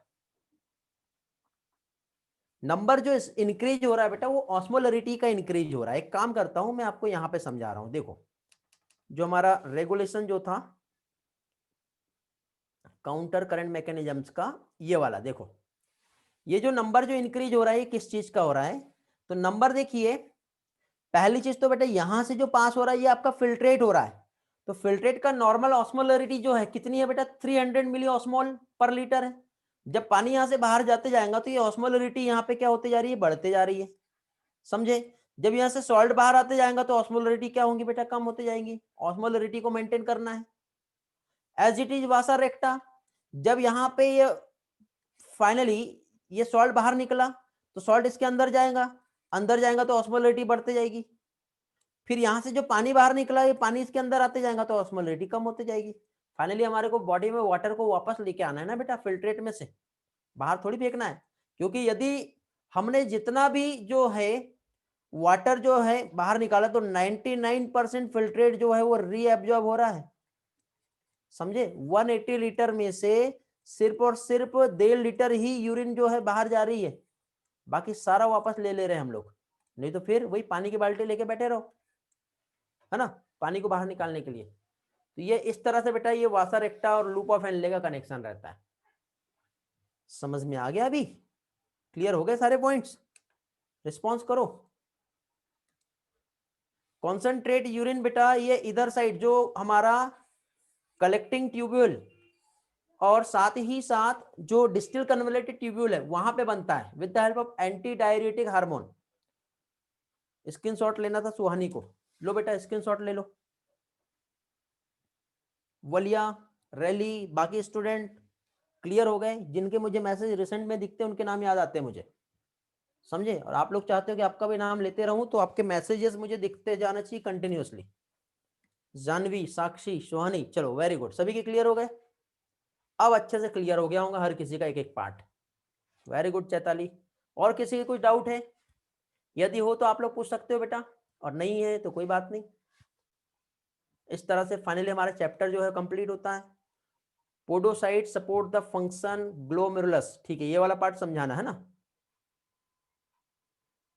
हाँ, यूरिया जो है वापस क्यों जाता है, ठीक है, वो हम लोग देख लेते हैं। एक डाउट है वो भी इसी से रिलेटेड है। देखिए यहां पे ये तो ये फंक्शन तो हो गया नॉर्मली। इसके बाद आगे क्या हो रहा है? इसके बाद देखिए ये आगे जाकर के ये आपका डिस्टिल कन्वलेटेड ट्यूब्यूल और उसके बाद ये आपका कलेक्टिंग डक्ट है।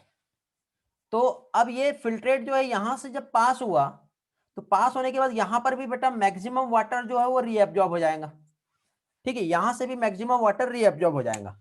तो रीएब्जॉर्ब होने की वजह से फाइनली बाद में लास्ट में यहाँ पे ये जो है ये क्या बेटा? यूरिया है। तो यूरिया के नंबर बढ़ते जा रहे हैं, बढ़ते जा रहे हैं। तो ये वाला पार्ट जो होता है बेटा यूरिया को रीअब्जॉर्ब करने के लिए इम्परमिएबल होता है।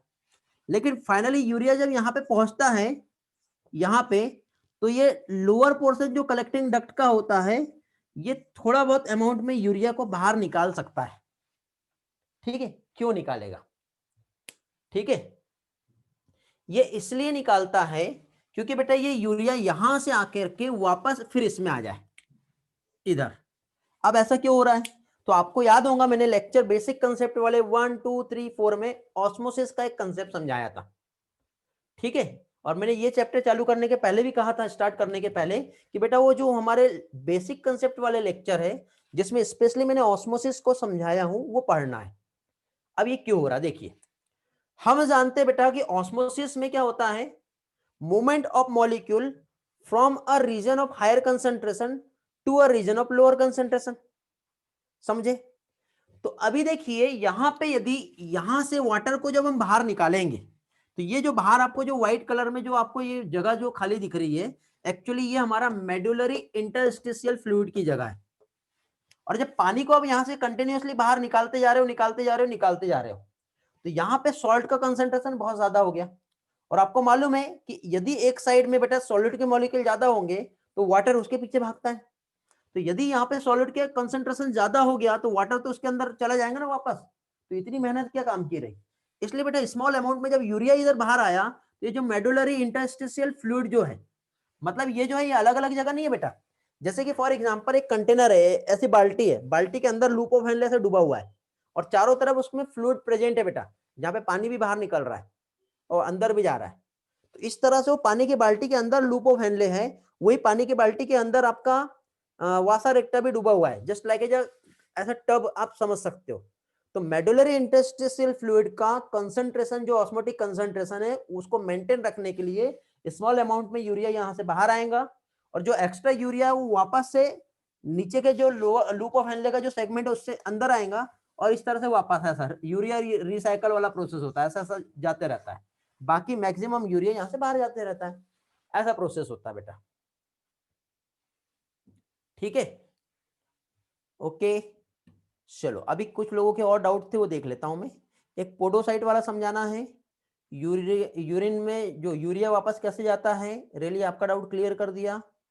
सर रिवाइज करे में डाउट हो रहा है, so can ping up WhatsApp. बेटा क्या बोलना चाह रहे हो बोलिए, मैं नहीं समझ पा रहा हूं, आप अभी क्लियर कर लो, क्योंकि जो डाउट आपको है वो चीज आप मुझसे अभी क्लियर कर लोगे तो बेटर रहेगा, क्योंकि मैं अभी विजिबल हूं आपके पास।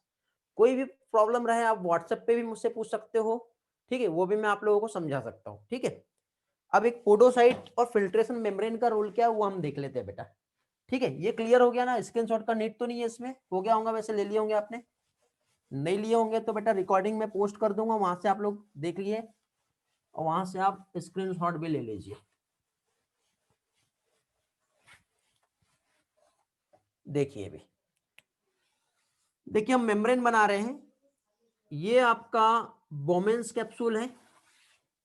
इस बोमेंस कैप्सूल के अंदर साइड में बेटा आपका ये ग्लोमेरुलस हो गया और इसी के बीचों बीच में यहां पे ये जो हो गया बेसमेंट लेयर हो गई। ठीक है, तो अब एक काम करते हैं, सबसे पहले हम लोग ग्लोमेरुलस को बाहर निकाल लेते हैं। ये आपका हो गया ग्लोमेरुलस, समझ गए। उसके बाद ये वाला जो लेयर है ये हो गया आपका बोमेंस कैप्सूल वाला लेयर, समझ गए। उसके बाद बीचों बीच में यहां पे जो मेम्ब्रेन है ये हो गया पोडोसाइट। पहली चीज तो बेटा सबसे पहले हमारे लिए इंपॉर्टेंट है ये जो ग्लोमेरुलस है, ठीक है, ग्लोमेरुलस, और ये है आपका बोमेंस कैप्सूल। तो ग्लोमेरुलस में इस तरह से पोर्स यहां पे प्रेजेंट होते हैं, ये पोर्स रहेंगे तब जाके यहां से सब्सटेंस इधर बाहर आ सकता है, समझ गए। तो इस पोर्स को कहते हैं फेनेस्ट्री। लेकिन इसी के साथ साथ यहां पे इस तरह से फुट लाइक प्रोजेक्शंस जो है ये भी होते हैं, जिसे कहते हैं पोडोसाइट। ठीक है, क्योंकि जब यहां से फेनेस्ट्री की हेल्प से जब सब्सटेंस आएंगे तो यहां से भी ये ऐसा पास होगा, तो ये जो होता है बेटा ये स्लिट पोर है। क्योंकि ये छोटा छोटा स्लिट नहीं रहेगा तो सब्सटेंस कहीं से भी आके कहीं पे बाहर निकल सकता है। तो गलती से यदि कुछ गलत सब्सटेंस यहां से इधर आ भी गए तो यहां से इधर नहीं जा पाएंगे, तो ये इधर रिटर्न बैक भी हो सकते हैं। तो यहाँ पे जो स्मॉल सब्सटेंस है वही यहाँ पे आ पाएगा, जो कि कहलाता है फिल्ट्रेट। तो ये हो गया क्या चीज, कैप्सुलर स्पेस, समझे, ये कैप्सुलर की आउटर वॉल है, ऐसा होता है। तो अब आपको क्लियर हो गया होगा पोडोसाइट का भी रोल क्या है। फेनेस्ट्री और पोडोसाइट दोनों तीनों भी लेयर मिलके बेटा फिल्ट्रेशन मेम्ब्रेन फॉर्म कर रही है, किसी एक की वजह से कोई काम नहीं हो रहा है यहाँ पर, समझे। ये तीनों का रोल है, तीनों का रिलेशन है, जो कि सब्सटेंस को फिल्टर होने में हेल्प कर रही है। ओके, स्क्रीनशॉट लेना है ले लो अभी।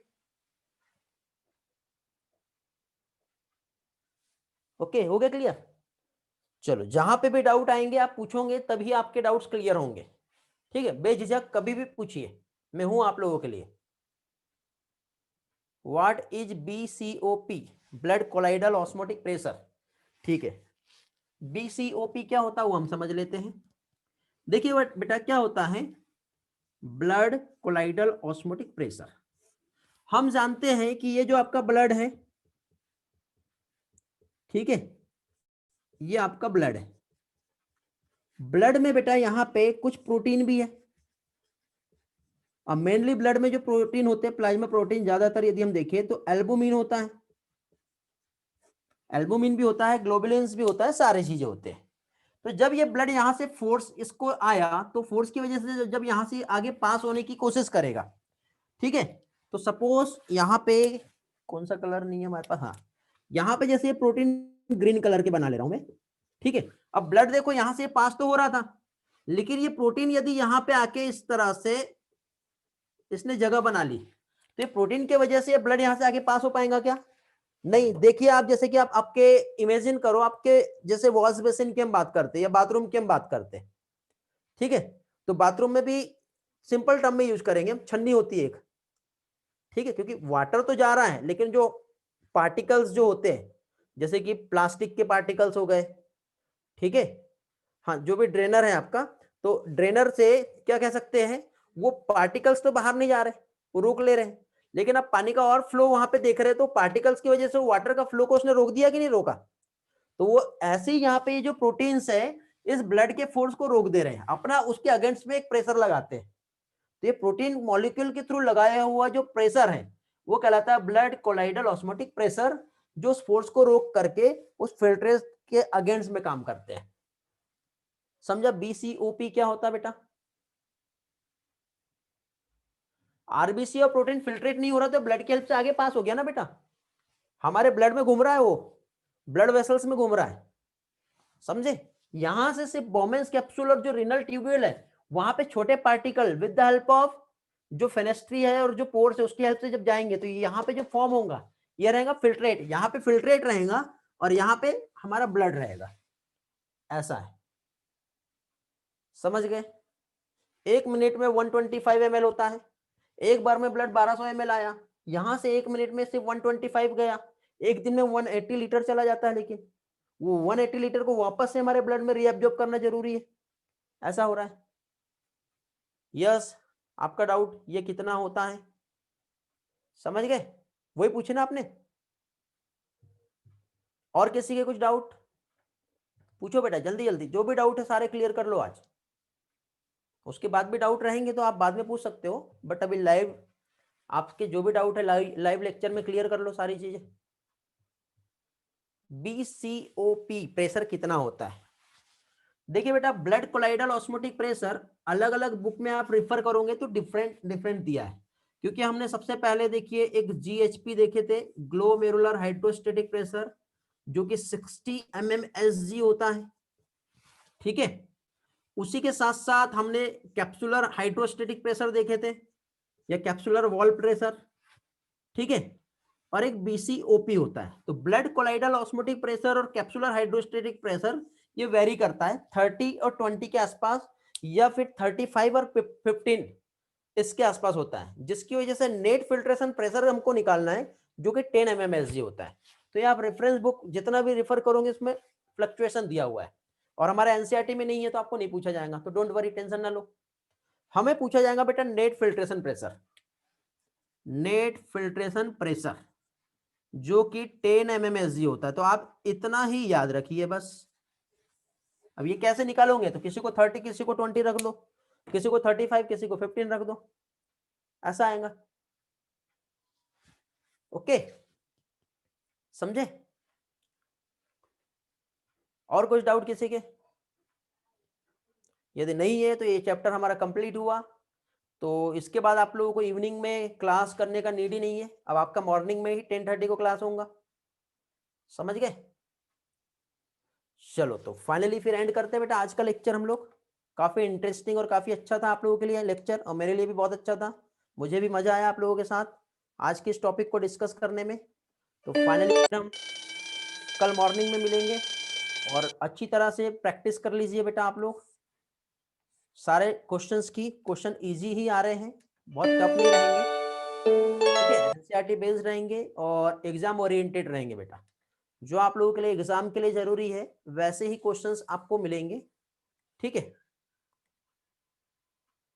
कुछ लोगों के यूरिन में बेटा ब्लड होता है वलिया, जो ग्लोमेरुलस है ना, ये देखो यहाँ पे, ये ग्लोमेरुलस, यहाँ पे जो फिनेस्ट्री है, यदि इस ग्लोमेरुलस में इन्फ्लामेशन आ गया, तो इन्फ्लामेशन की वजह से मैं इधर साइड बता रहा हूँ, इन्फ्लामेशन आएगा तो ये ऐसा हो जाएगा ग्लोमेरुलस, चौड़ा हो गया कि नहीं, फैल गया, तो ये पोर्स क्या होंगे, ऐसे बड़े हो गए।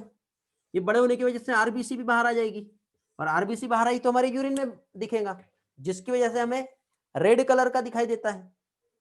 समझे, ऐसा होता है। समझ में आ गया, बोलिए बेटा, डाउट आपका क्लियर हो गया।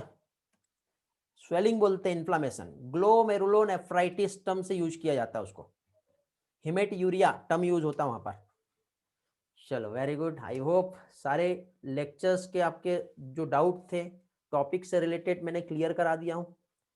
ओके, और सारा आपका डेटा यूट्यूब पे, हमारे टेलीग्राम पे, और साथ ही साथ हमारा जो tiny.cc URL, एक सिंगल क्लिक पे सारे लेक्चर्स के PDF और वीडियो अवेलेबल है, यहाँ पे मैंने अपडेट कर दिया हूँ, आप यहाँ से देख सकते हो सारी चीजें।